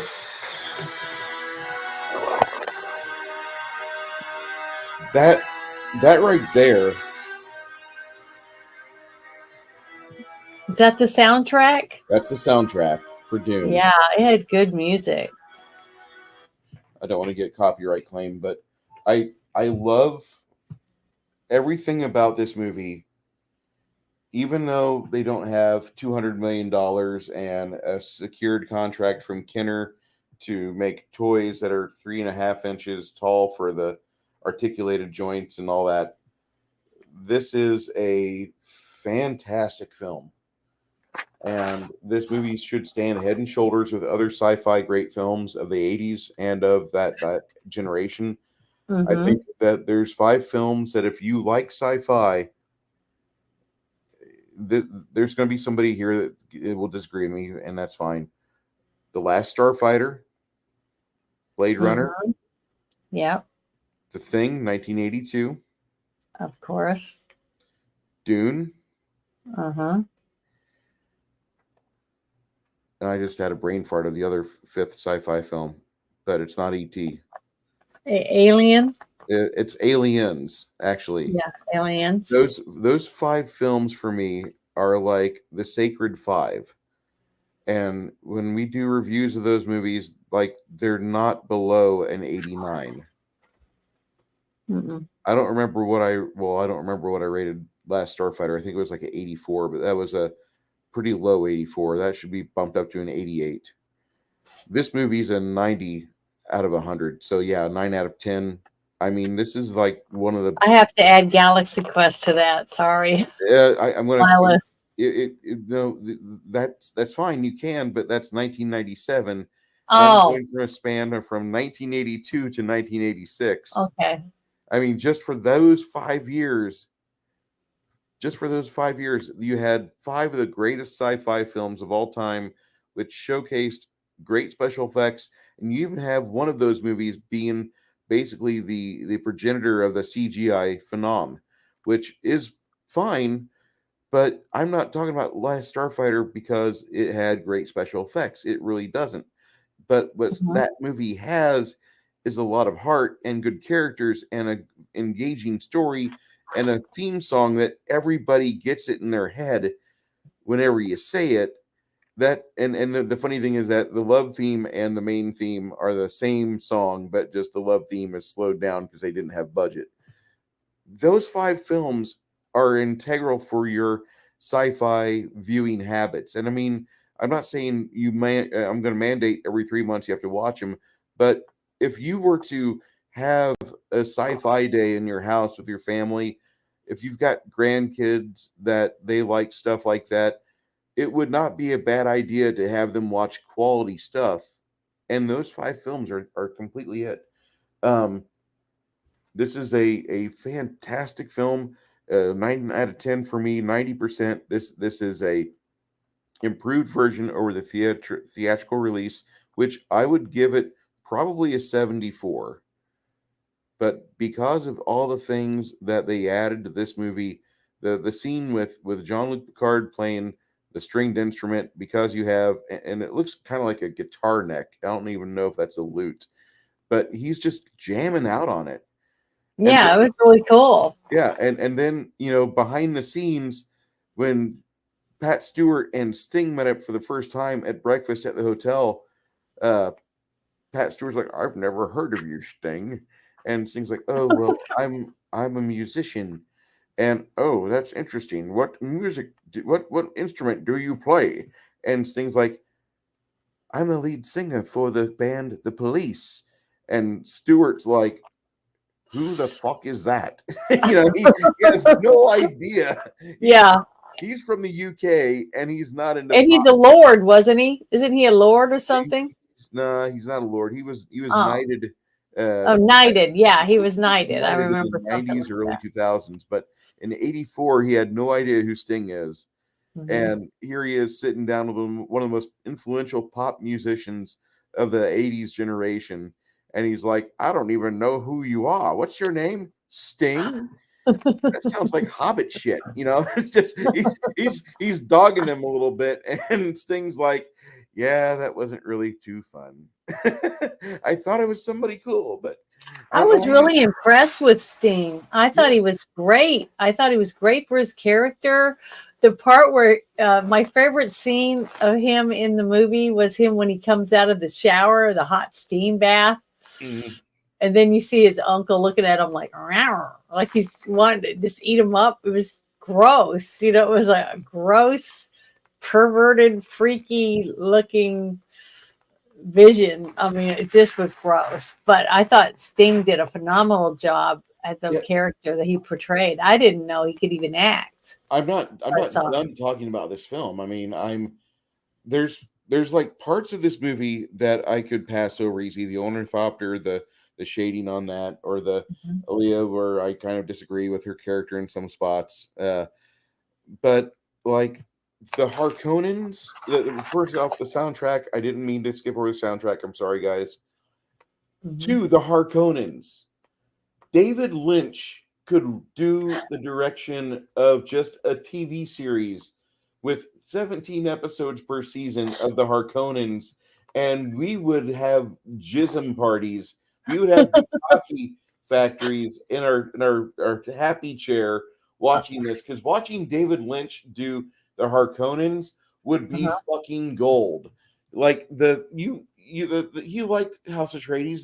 They were kind of cool. When he starts doing stuff with House Harkonnen, I mean, the memes from the House Harkonnen are so good. And I know that sounds like, Bruce, you are really current day on this. Well, shut up and let me explain to you something. The juice of Sapphire, or whatever that he does a recitation. That there's an even better one. It is by caffeine alone. I set my mind in motion. It is by the coffee bean that thoughts acquire speed, teeth acquire stains, the stains become a warning. It is by caffeine alone. I set my mind in motion. I love it. I fucking love it. This is such high good stuff. And why is that? David Lynch loves the Harkonnens. He loves following around the Beast Raban as he tears off a part of a cow, the uncooked barbacoa. It was a tongue. I thought he took his tongue out. The tongue, or part of what? Yeah, he did have the tongue in one shot, but I thought he tore the ear. I thought he took the ear off. No, I thought it looked like it was the ear. I thought it was the ear. I didn't see hair on it. It looked like it was just meat, like it was hanging out of its mouth, and he tore the tongue out. It was eating it. It was gross. That's all I know. It was just gross. Good. And then so the Beast Raban is a real brute of a man, and God bless you, R.I.P. Paul Smith. He was Bluto in Popeye with Robin Williams. I remember him for that. You have Peter, that guy that we just had on screen. That guy was fucking Grima Wormtongue. He was one of the best parts of the Lord of the Rings movies. I'm sorry. Was he also in what was the name of the movie? Raiders of the Lost Ark? I think he was. Was he in one of those movies too? Yeah.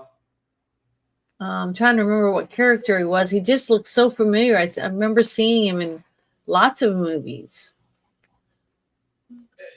And then you have when they capture Thufir, and then the Sting is carrying down the cat down the endless flight of stairs. And he's carrying this cat in this contraption while Baron Harkonnen floats nearby, and he has to walk down the stairs without tripping over. That had to suck for Sting. I'm sorry. I was just looking at the logistics of that. But that whole scene was really gross when you think about it. They had a pet rat taped to a cat in a cage, taped together. So I was really surprised that whoever, PETA or whoever, would let them have a rat and a cat taped together in a cage. I thought that was really interesting how they did that. And Flady hits it. This is the other night. This movie is like Star Wars and Star Trek and Pretty in Pink getting in a row together. I mean, they're just all it's all over the place, and it's wonderful. It was there was just some very interesting stuff all thrown in there. It was like whoever wrote the screenplay was definitely smoking something. I love it. Like, I don't care if it was Cocaine Bear or Tequila Shark. I don't care. Like, whatever they were smoking, it was good. Yeah. Apart, yeah. It all went together well. Yeah, and this film just it doesn't really let up either. Whenever David Lynch is showing you the life of the Harkonnens, you can tell he really enjoyed those scenes because there's a lot more. I feel like we're watching some demented director that was in the editing room says, "Oh my God, I have 13 hours of Ozzy Osbourne stumbling around Joe Bidening before Joe Biden was a thing. Let me show you." And then you see all the uncut stuff from the Meet the Osbournes, where Ozzy's stumbling around, shitting himself, can't speak, and he's Joe Biden before Joe Biden. And that's why I have a real problem with both Ozzy and Joe Biden because I've seen this before, and it makes it so interesting. But then we get into the doctor popping the pustules of Baron Harkonnen. I love your skin, doctor, and he's just like the zits are exploding, and Baron's like, "Come on, hurry this up." Well, that felt Because pretty. he said he loved his diseases. Yeah, he looked the perfect petri dish. And then the fat guy starts floating around and he sees the young boy with the reverse mohawk. He's like, I'm going to go get a money shot on him and yank out his heart plug. And you see the money shot splatter on the wall. And then the little boy falls down to the ground after the Baron gets his rocks off. And it's like, this is a very disturbing film. When you're 9 years old, this is a great movie, by the way. And you get to see unrefined evil. This is just amazing amounts of debauchery, and David Lynch had everything perfect for the Harkonnens. As much as I do like watching Lady Jessica in her various gowns and her various flowing robes, Lady Jessica, yeah, Francesca Anna, you are beautiful. Thank God for you. We should be married with our like third or fourth kid right now. Anyway, um, that was a lot of fun, but the Harkonnens part of this movie, I think there's not a single person in this chat that would at least enjoy watching that part of the movie on repeat when you've had a bad day. You're like, well, at least I'm not that poor son of a bitch. And Ken McMillan, another talented actor, rest in peace. The other film he did where everybody should remember him was in Cat's Eye. He was trying to shoot James Woods off the side of the building with a fire hose. And I don't know if you remember that or not, but we'll have to review that one of these days so you can see this. What was that movie? Cat's Eye. I remember that, but I didn't know James Woods was in that. James Woods and Drew Barrymore were in that movie, and a very good little animated goblin, which it's got a claymation goblin in it. So of course we're going to review it in the future. You know me. This is a great the entire Harkonnens bit like. That I could talk for another 2 hours on of just all the various stuff that the mouse is taped to the cat. Yeah, it was a big rat. He has to milk taped to the cat's back. I can't believe they got away with it. You have to milk your cat to get your daily antidote. And there probably isn't even a poison going through Thufir. They just want to watch the old man suffer with his giant eyebrows, his eyebrows of glory. Good God, those things were fabulous. Yeah, the other guy, the creepy little scrawny dude, he had big eyebrows like that too. That's why remember I made the comment. I said, I can just imagine what the women look like. They are giant hairy pits or something, and hair that they braid somewhere else. Are there female mentats? I'm sure there are. Because I didn't see any females in this movie, but they must be hideous. Yeah. Unless you like real hairy girls. I mean, it was pretty gruesome, I thought. Yeah, Harkonnens are basically Weinstein on the island of Epstein. I mean, that was just David Lynch did so many good things with this movie, but when he got to the Harkonnens and he started doing everything that they did, that was fun to watch. And then whenever Emperor Shaddam comes to Dune, and you see the Beast of Raban's head sliced up and put at his feet. like I felt sorry for Raban for once. I actually felt bad. And I'm sure that the guys that have read the books are like, Bruce, you know, you don't have to feel bad for the Beast Raban. He was a bad man. But I felt bad for him because here's the Emperor who has all these plans in motion and he can't keep a single one in gear because they all went into neutral thanks to Paul and his magical worm lords. It's Yeah. awesome.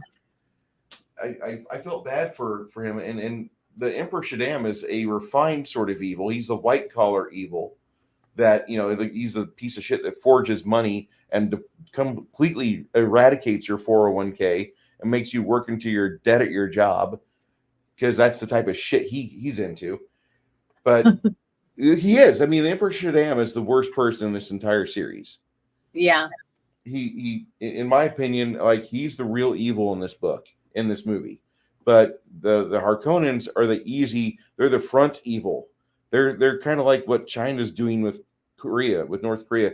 Every time North Korea does something bad, China's like, oh, don't worry about it, United Nations. We have this. We'll take care of North Korea. We'll get. Yeah, they were creepy. Their whole family, the two nephews and the uncle, were creepy. I mean, they were perverted, and the whole thing with the heart, the plugs in the heart, just little things like that. And I don't know, the way they looked at each other, it was just gross. They made them really gross. It was like, I can't even tell you. They didn't remind me of anything. They were just gross. I just didn't like any of them.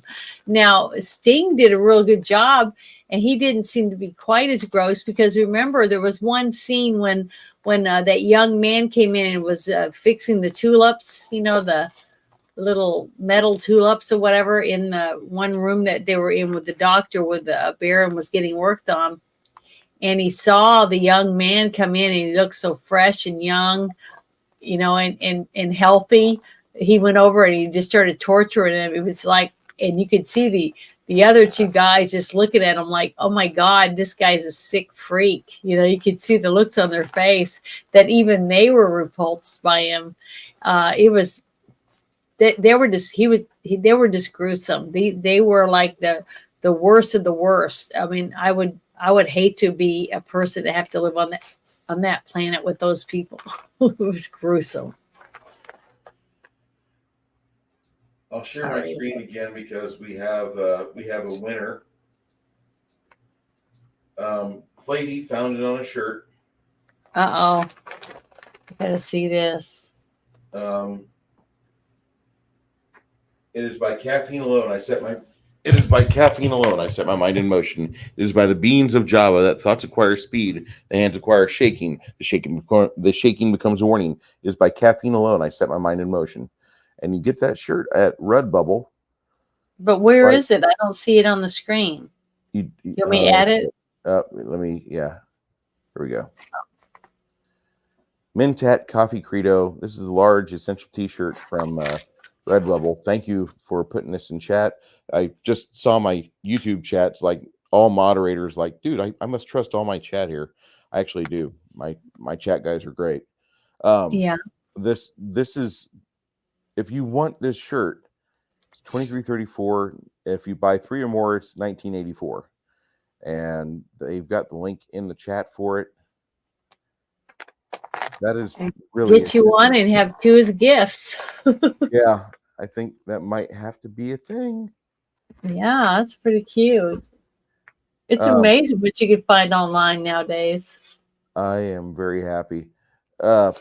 What else about this movie did you want to talk about? Because there's another well, it's just funny that when you talk about certain things, if other things pop in my head, that's basically how I guess I'm wired. Like when you were talking about the different things that scene with the Baron popped up, they were just disgusting. But just like I said, the different planets these different people came from, and the way that they dressed, the way they decorated their homes, their mannerisms, their technology, their ships. I mean, he did a very good job, the director, at getting you to see all these different things from these different planets. That's another reason why I loved Star Trek growing up, because every week you got to meet a new race from a different planet with new technologies or different, and some of them were way behind, more like non-evolved, type things. And then some were so far evolved that didn't, just like in that one episode we saw last night on Futurama, when that guy was wanting to see if Leela would date him, and he was just matter. Basically, he had evolved past needing a human body, to live in. Different things like that. The concept of what this director was able to put into the different planets, and bring it to life so you could see the differences. And I love that. I thought that was great, because if we did get to go to other worlds, I know it wouldn't be just like ours. People say, well, they got to be humanoid for us to communicate. Well, not really. I mean, we don't know what their technology is, but if they can fly in ships and go places, then they have technology enough to probably figure out how to communicate with another planet with different beings on it, if they've evolved enough to where you can communicate with them.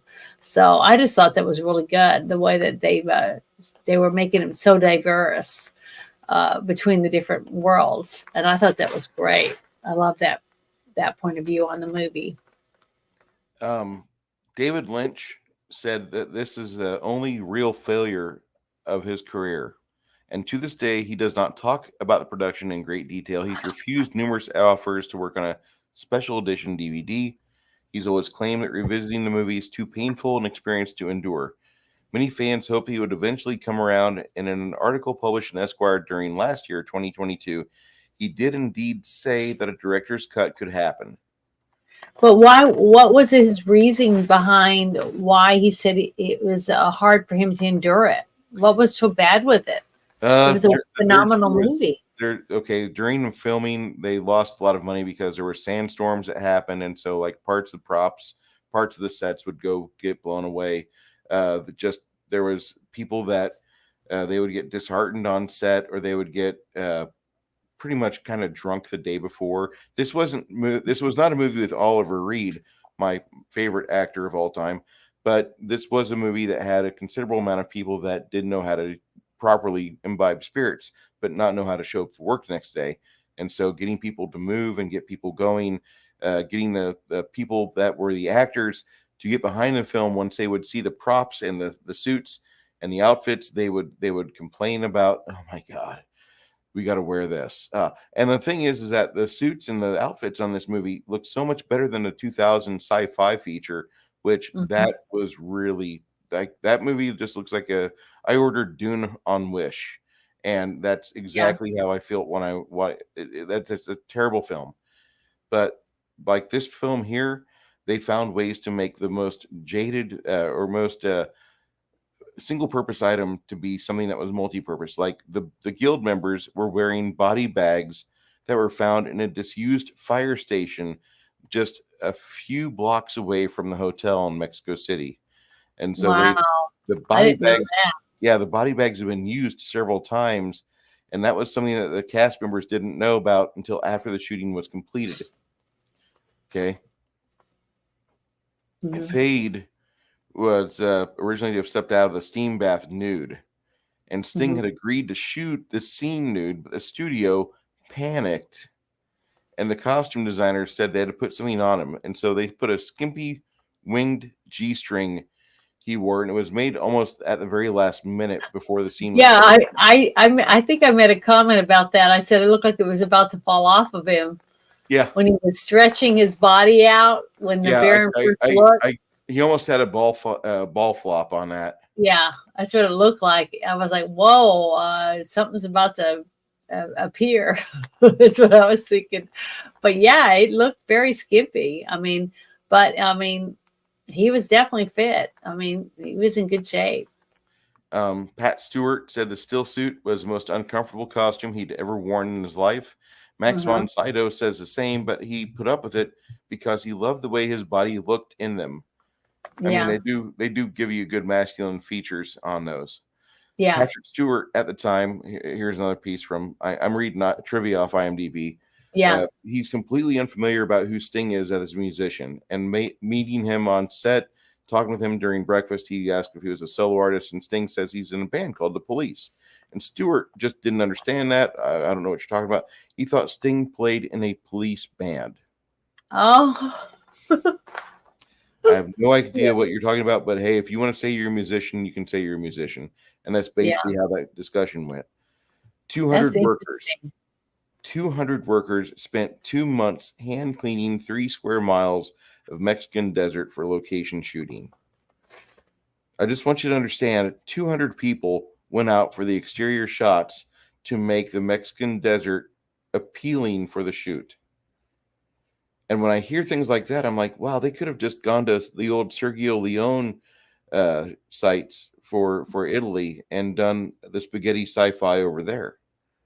I think it would have worked out better. I mean, I love the look of this movie, but you spend 2 months hand cleaning 3 square miles of Mexican desert. That's 2 months you don't get back. Yeah. And so It's just like I said before, when you send out location managers, they go out all over the place to try to find what the director has said they're kind of looking for. Okay. And they probably came back with stuff from Arizona, lots of different places. And he said, no, I've seen that in this movie, or no, I've seen that in this movie. You see? So they were trying to get something different. And once the director saw pictures or whatever it is that the person brought back, his mind got set on what he wanted, and he wasn't going to settle. And that makes it really hard sometimes. Just like a lot of directors find an actor that they really like, right? But then the actor doesn't work out. So they try to find someone that looks like that person, or even if they can't act and stuff like that. So it can make a huge downfall in a movie if the director is hung up on a certain thing or having something a certain way in a movie, even though it's to detriment of the actual movie. You know what I mean? Mhm. So that can hurt. And that might be one of the reasons why he has bad memories of it. Not just the fact that you're going to have whiny actors, because you're going to have that in every single movie. It's the fact that he probably had his heart set on something and he wasn't able to achieve that. And that was what the devastation came from.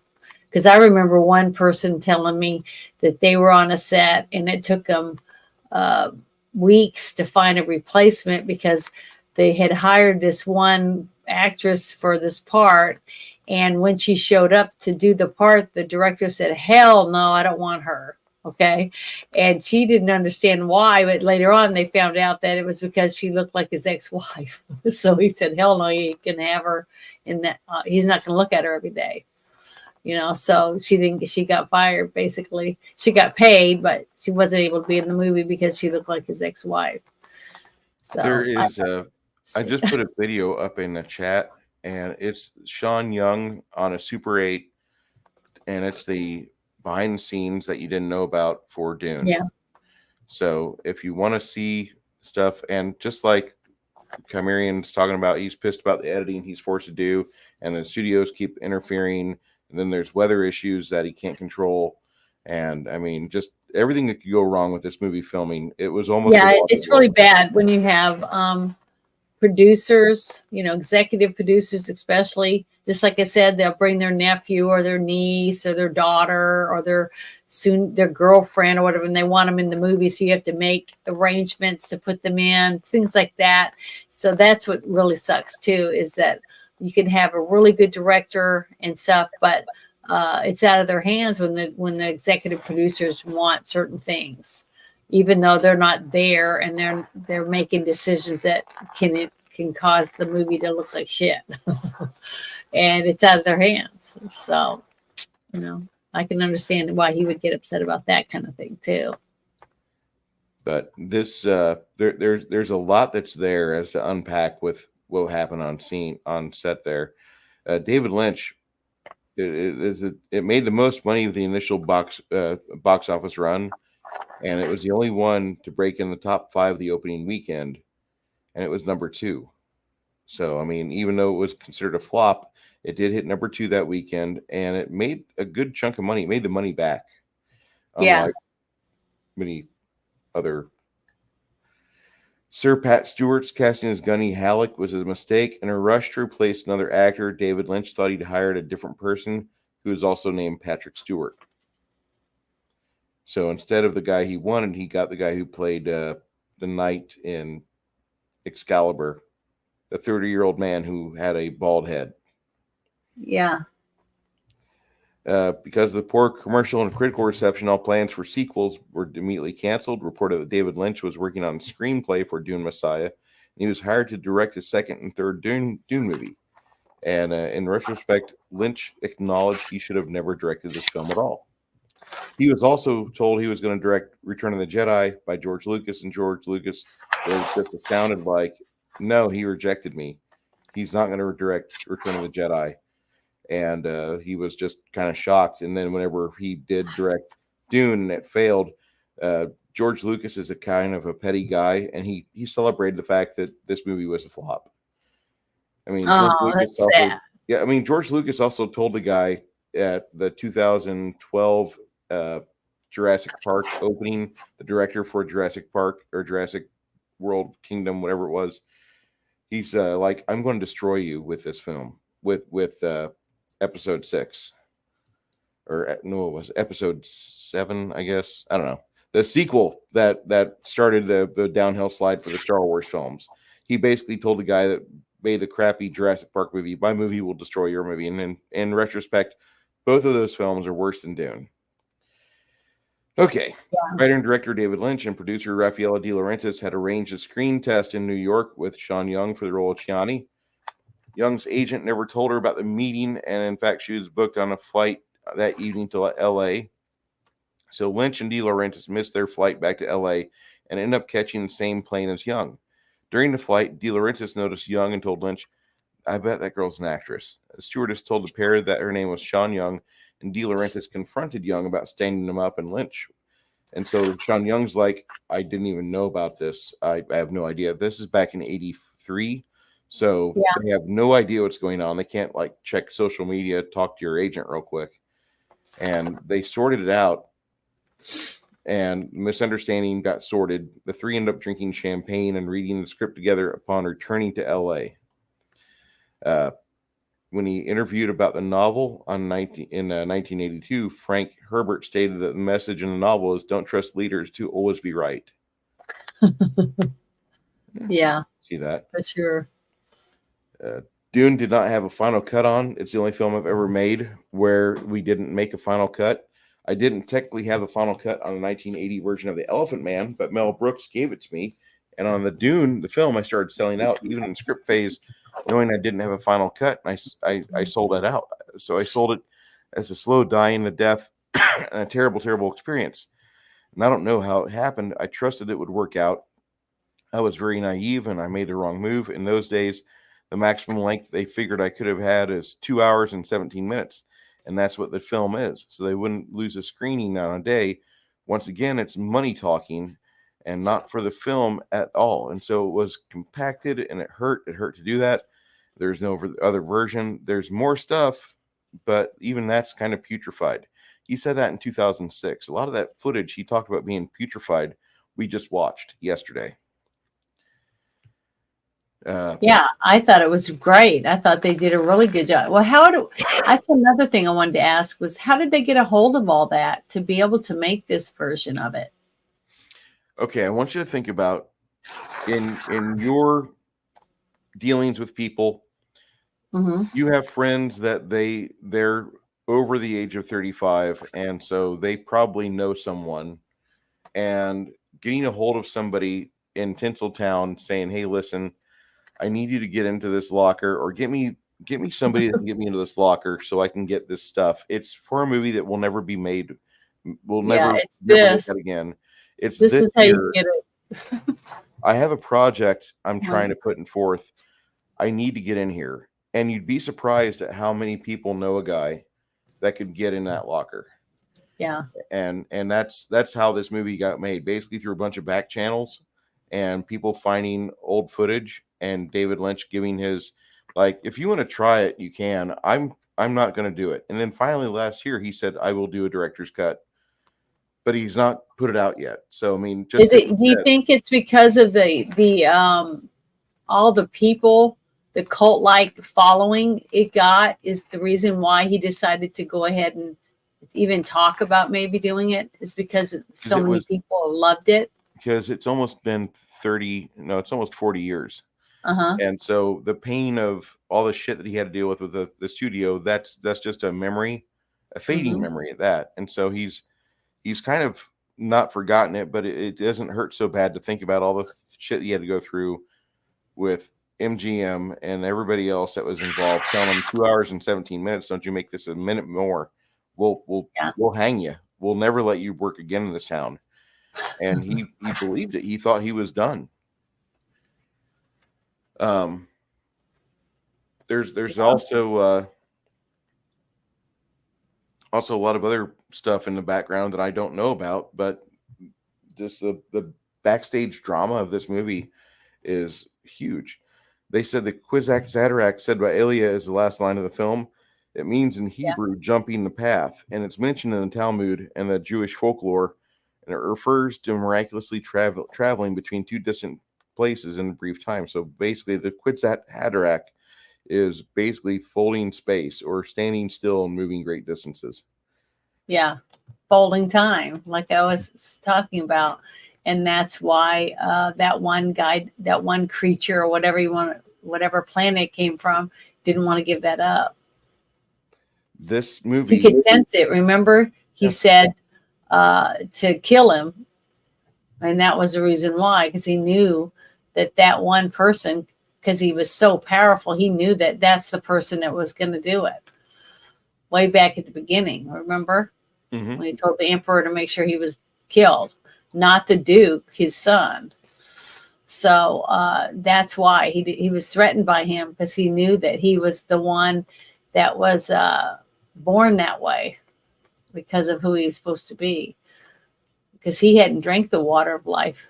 He was just born that way because he had the gift without the spice already, but the spice just enhanced him. I could believe that. See, that's why I thought that from the, when I said that's why that one creature, what was his name again? I keep messing up. The big head thing that was the tube. Oh, you're talking about the Shai Hulud? Yeah. Okay. That knew at the very beginning when he was telling the emperor to kill Paul Atreides, and he was like, I wonder why they would want him dead and not the Duke. Because see, the son was born with the gift. The navigator. My bad. So now, whenever Paul hooked the worm, you see the tendons. Those tendons, whenever they're doing that, he's running along and jamming the plates apart. Yeah. Those tendons were made from condoms. What? Those tendons visible when Paul hooks a worm were made from condoms. Wow. That's pretty cool. They used everything they could. They're very stretchy. Yeah. Now, this movie required 80 sets to be built on 16 sound stages. It took more than 6 years to get it made, and it required writer and director David Lynch to be present for 3.5 years. The production crew of this movie is 1,700 people. Yep. That's a lot. The musical instrument, Sir Patrick Stewart, is called a baliset.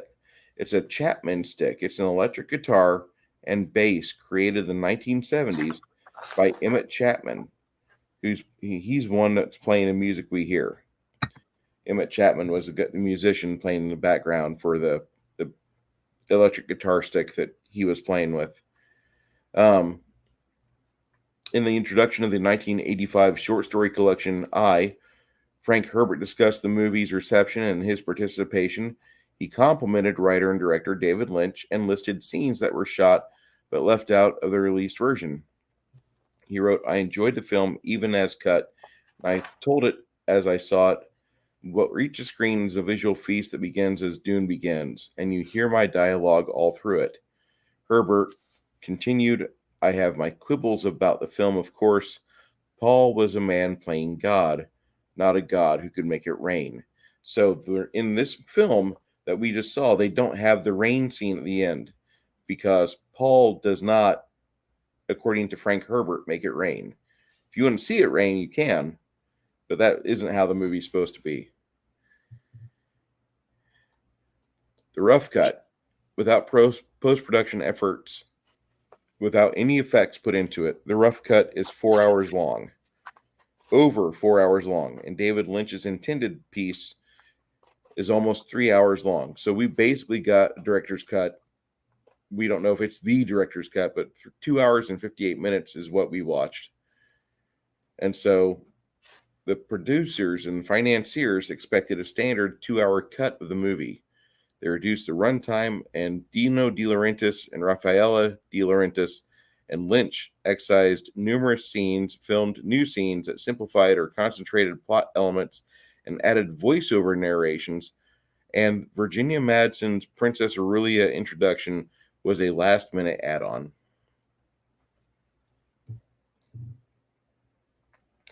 Oh, while they were shooting on location in Mexico, the filming it came to a halt once again. Most of the cast and crew came down with Montezuma's revenge, most commonly known as the Traveler's Diarrhea.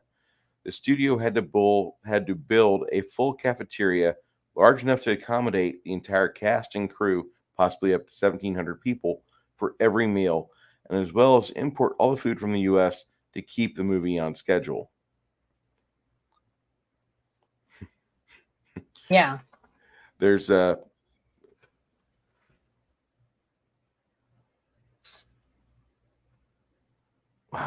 Okay, so Lady Jessica commented, Francesca Annis, Lady Jessica commented she had a negative impression when she first watched the movie during premiere, saying any Hollywood film that has to explain itself in detail at the beginning is in trouble.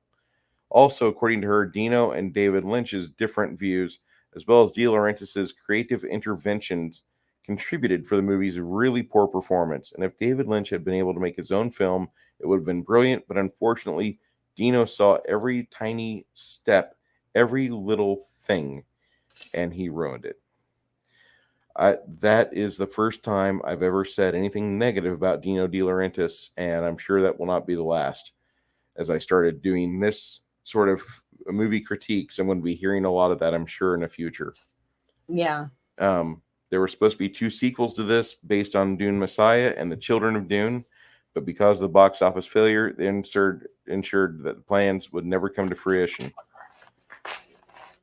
That's all of the trivia that you guys probably didn't know about, because the rest of this is just repeats, it looks like. But Sir Pat Stewart said in interviews that every cast member lost 2 scenes in the cuts made in editing. Mm-hmm. Um, Yeah, that sounds legitimate to me. Lots of stuff ends up on the floor. It's like I said, the director films a lot of extra stuff, and then you also have second crew that goes out and films people crossing the street. You know, the double doing different things so that they can edit in seconds here and there where they need to fix things like that. So yeah, all that makes sense. So there is always lots of stuff taken out, and sometimes they redo whole scenes because the director doesn't like something about it, doesn't fit the way that they think it should fit, so they'll redo a whole scene. The last piece of trivia I'll let you guys know about, Kai mentioned it yesterday, but the weirding module was written into this film to replace the Bene Gesserit martial art referred to by the Freeman as the weirding way.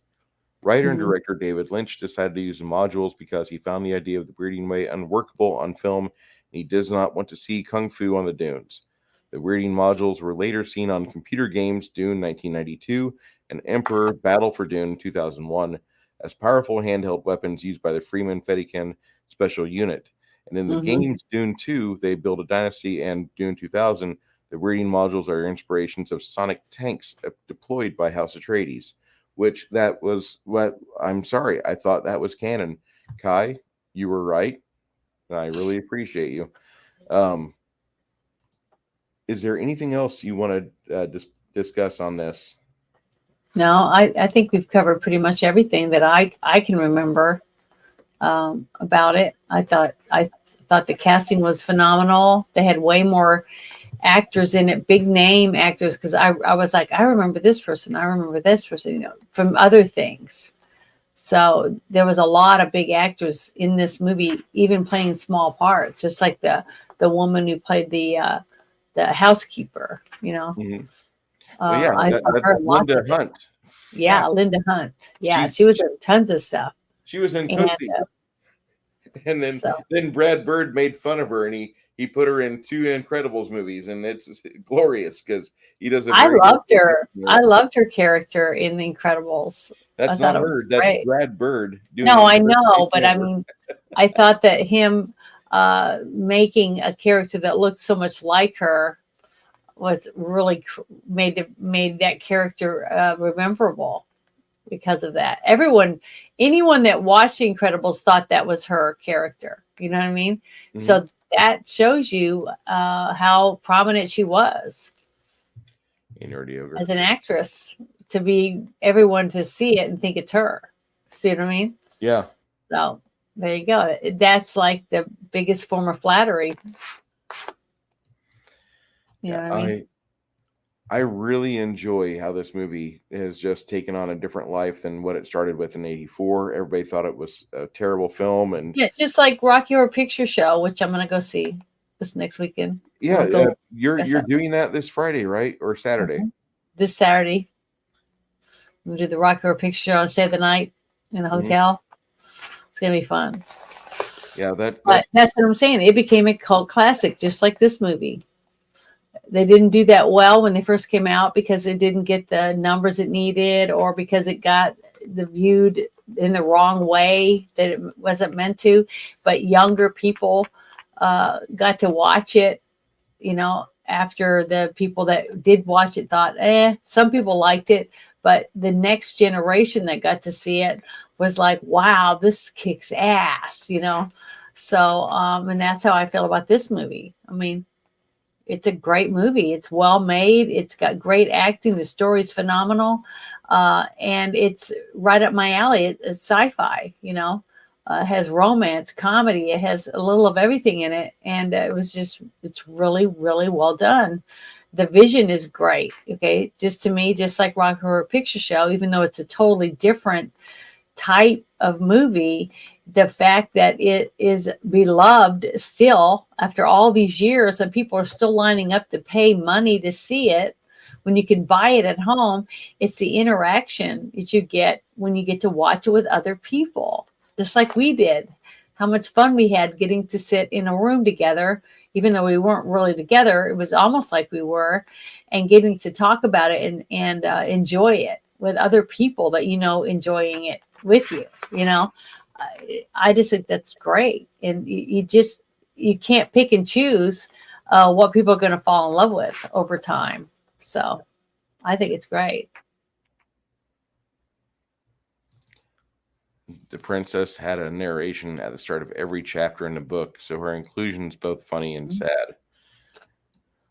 Janet, yes, she looks beautiful, doesn't she, Hungar? Speaking of our friend Hungar, I think it's rather appropriate that I show you guys this, because there is a way for you to have yourself your very own Hungar the Navigator t-shirt. And let me pull this up because this is very important. Almost as important as the meme I put up for Bud Dwyer. But this is what you get. This is a $22 shirt. Occasionally you'll see this on sale for $16, but this is a very important shirt. Yeah. Pepe the Navigator. I think this is one of the best shirts I've ever seen. I laughed far too much at this, and I gotta say thank you, Hungar. I'll be getting one of these here on the next couple of weeks. This is might be getting a threesome of these. This is a fantastic shirt, dude. Probably my favorite in your entire armada. I just love the. I love what do you call that guy again in the center? Yeah, the Navigator. Yeah, the Navigator. I just love the Navigator in that on that T-shirt. It's hilarious. Glad this movie didn't end up like in Event Horizon. Yeah, me too. Um, Sorry, Rocky I'm Horror so Picture stressed out. Show. The fun is of that movie is also the audience interaction. That's a Yeah, big I'm reason getting. part of it. I'm gonna get the goodie bag and be ready to throw hot dogs and cards and light big lighters and spray bottles and do all the everything, every single bit of it, because it's worth it to me to be with other people that are going to enjoy it as much as me. So that'd be great. Now, my buddy Hungar is monetized or potentially monetized now, but if you haven't jumped on the Hungar train, I'm going to tell you to grab a hold of this and subscribe. This is fantastic. Go ahead and get over there, help this guy out. He puts a lot of good in the community. One of our friends, one of our dear men that we get to talk to, his brother James is a pretty okay guy too. No ham though. Just go ahead and subscribe to him. Appreciate everybody being in here tonight. Janet, sounds like the allergy meds are starting to come off. I know, and I doubled up before we started. It's okay. just that there's so much stuff out there that I'm allergic to. It's just terrible. You're fine. I'm sorry. You're not fine, but we're gonna wrap this up because I got everything said that I wanted to. I wanted to talk about the trivia. There's a butt ton of trivia on this movie. There's a lot of cool little facts. There's things in this film that are just a lot of fun to discuss, like rats tied to cats. I don't understand that at all, but okay, whatever. Everyone, next week, I believe, Janet, Janet, you have a pick. Oh, it's my turn? Yes, ma'am. I haven't picked anything. Shit. So you're gonna have to pick one. What? You're gonna have to pick a movie because I haven't thought of anything to pick. I didn't realize I had to pick a movie this week. Okay. Well, always first Sorry. off, have a movie always in the dugout, ready to go on at the batter's backs under the plate. Secondly, the movie for next week, if it's going to be my pick, one of our good friends in the chat, our friend Six Nation 31 Kings, said the movie Ice Pirates. So if you've never seen Ice Pirates, that'll be the film we watch. I haven't seen it, so that'll be good. Well, you're sitting next to me next week because that's a very important film. Okay, good. It's a very, very fun movie. Ice Pirates from 1984.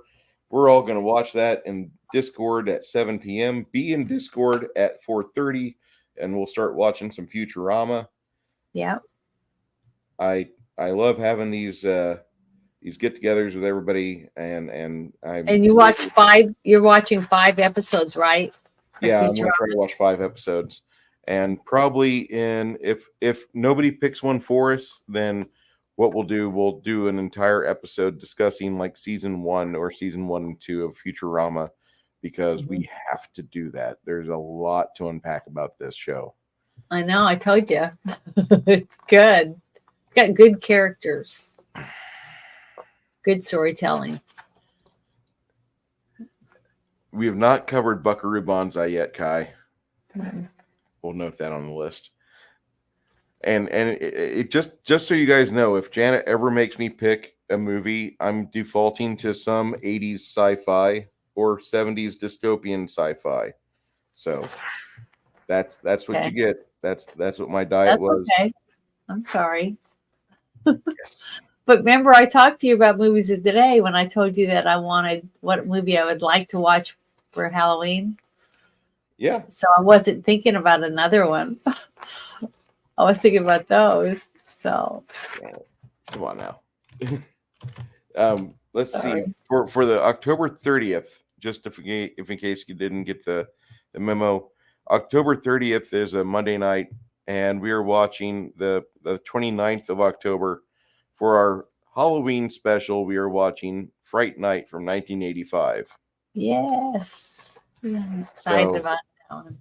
I might as well let that cat out of the bag because there's a lot of people that love Fright Night. I think that's one of the better horror Hollywood films that have been remade. Unfortunately, it doesn't. The new remake sucks, but this movie here in 1985 did it right. Uh-huh. Fright Night 1 and 2 actually have a 3-hour documentary. There's a 3-hour documentary on those two films from 1985 and 1987 that Uh-huh. I have to watch those at some point because I like getting in the weeds on things, and that just there's a lot to unpack about the Fright Night films because you have the previous existing film that they wanted to honor and redo, and then you have all the new people that were involved with the Fright Night films, and they're just a ball to listen to. At least they used to be. I mean, I don't know about Amanda Bierce now, but before she came out as an angry carpet muncher, she used to be fun to listen to. So you saying that men can't be angry carpet munchers We themselves? we only get happier when we have carpet to munch on. Okay, I'll try to remember that. Is it because you have too much carpet to munch, or you like little amount of carpet? Listen, as long as we get to kiss the clam, that's the part that makes us happy. Okay. That's Why does all of our shows end up ending this way? that's fun. I know, but yeah, yeah, I was really surprised when I found out about that later on that that she was a lesbian, because I would never have thought that, because I thought their chemistry in the movie Fright Night was really, really good. Yes.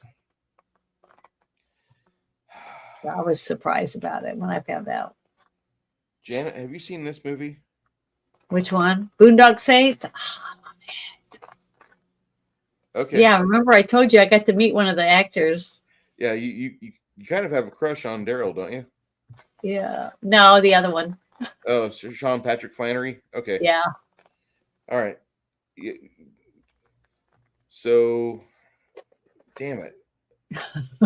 Okay, so we don't have anything set up for November yet. November is going to be Sean Patrick Flannery month. Okay. Because Janet needs eye candy, and I want my co-host to be happy. So we're going to watch Boondock Saints, maybe Boondock Saints 2. Yeah, they're both cute. I mean, they're both cute, but I really like him. I think he's really cute. Watch out for the HPV. We'll have they were perfect in Boondock Saints. I agree, and yes, they were. They was very good, both of them. Repeated viewings of that film is so good, and they're really friends too. Yeah, I believe that. So, but we are at 3 hours and 2 minutes, and wow, that's amazing. We want to say a sincere thank you to Flady and to John for the super chats and super sticker. Really appreciate it. You did not have to do that. We'll get that to people that need it more than us. If there's something that's coming up that you guys want us to cover, we will put that on the list. I really want to do something on Futurama because I'm thinking this is the cartoon version of The Wire, or the cartoon that's as significant for cartoons as what The Wire is for TV series. So if you grown-up cartoon so good for people like us. But we appreciate everybody that came. Thank you for hanging out with us for over 3 hours. We could have talked about this movie for 3.5 and then gone in sex talk, but we want you guys to have a great night. Have a good week. This is Monday. We're going into Tuesday. Go out there tomorrow. Go make yourself and your family happy. And we will see you later on. We will see you next week to discuss the fantastic sci-fi classic Ice Pirates. Yes.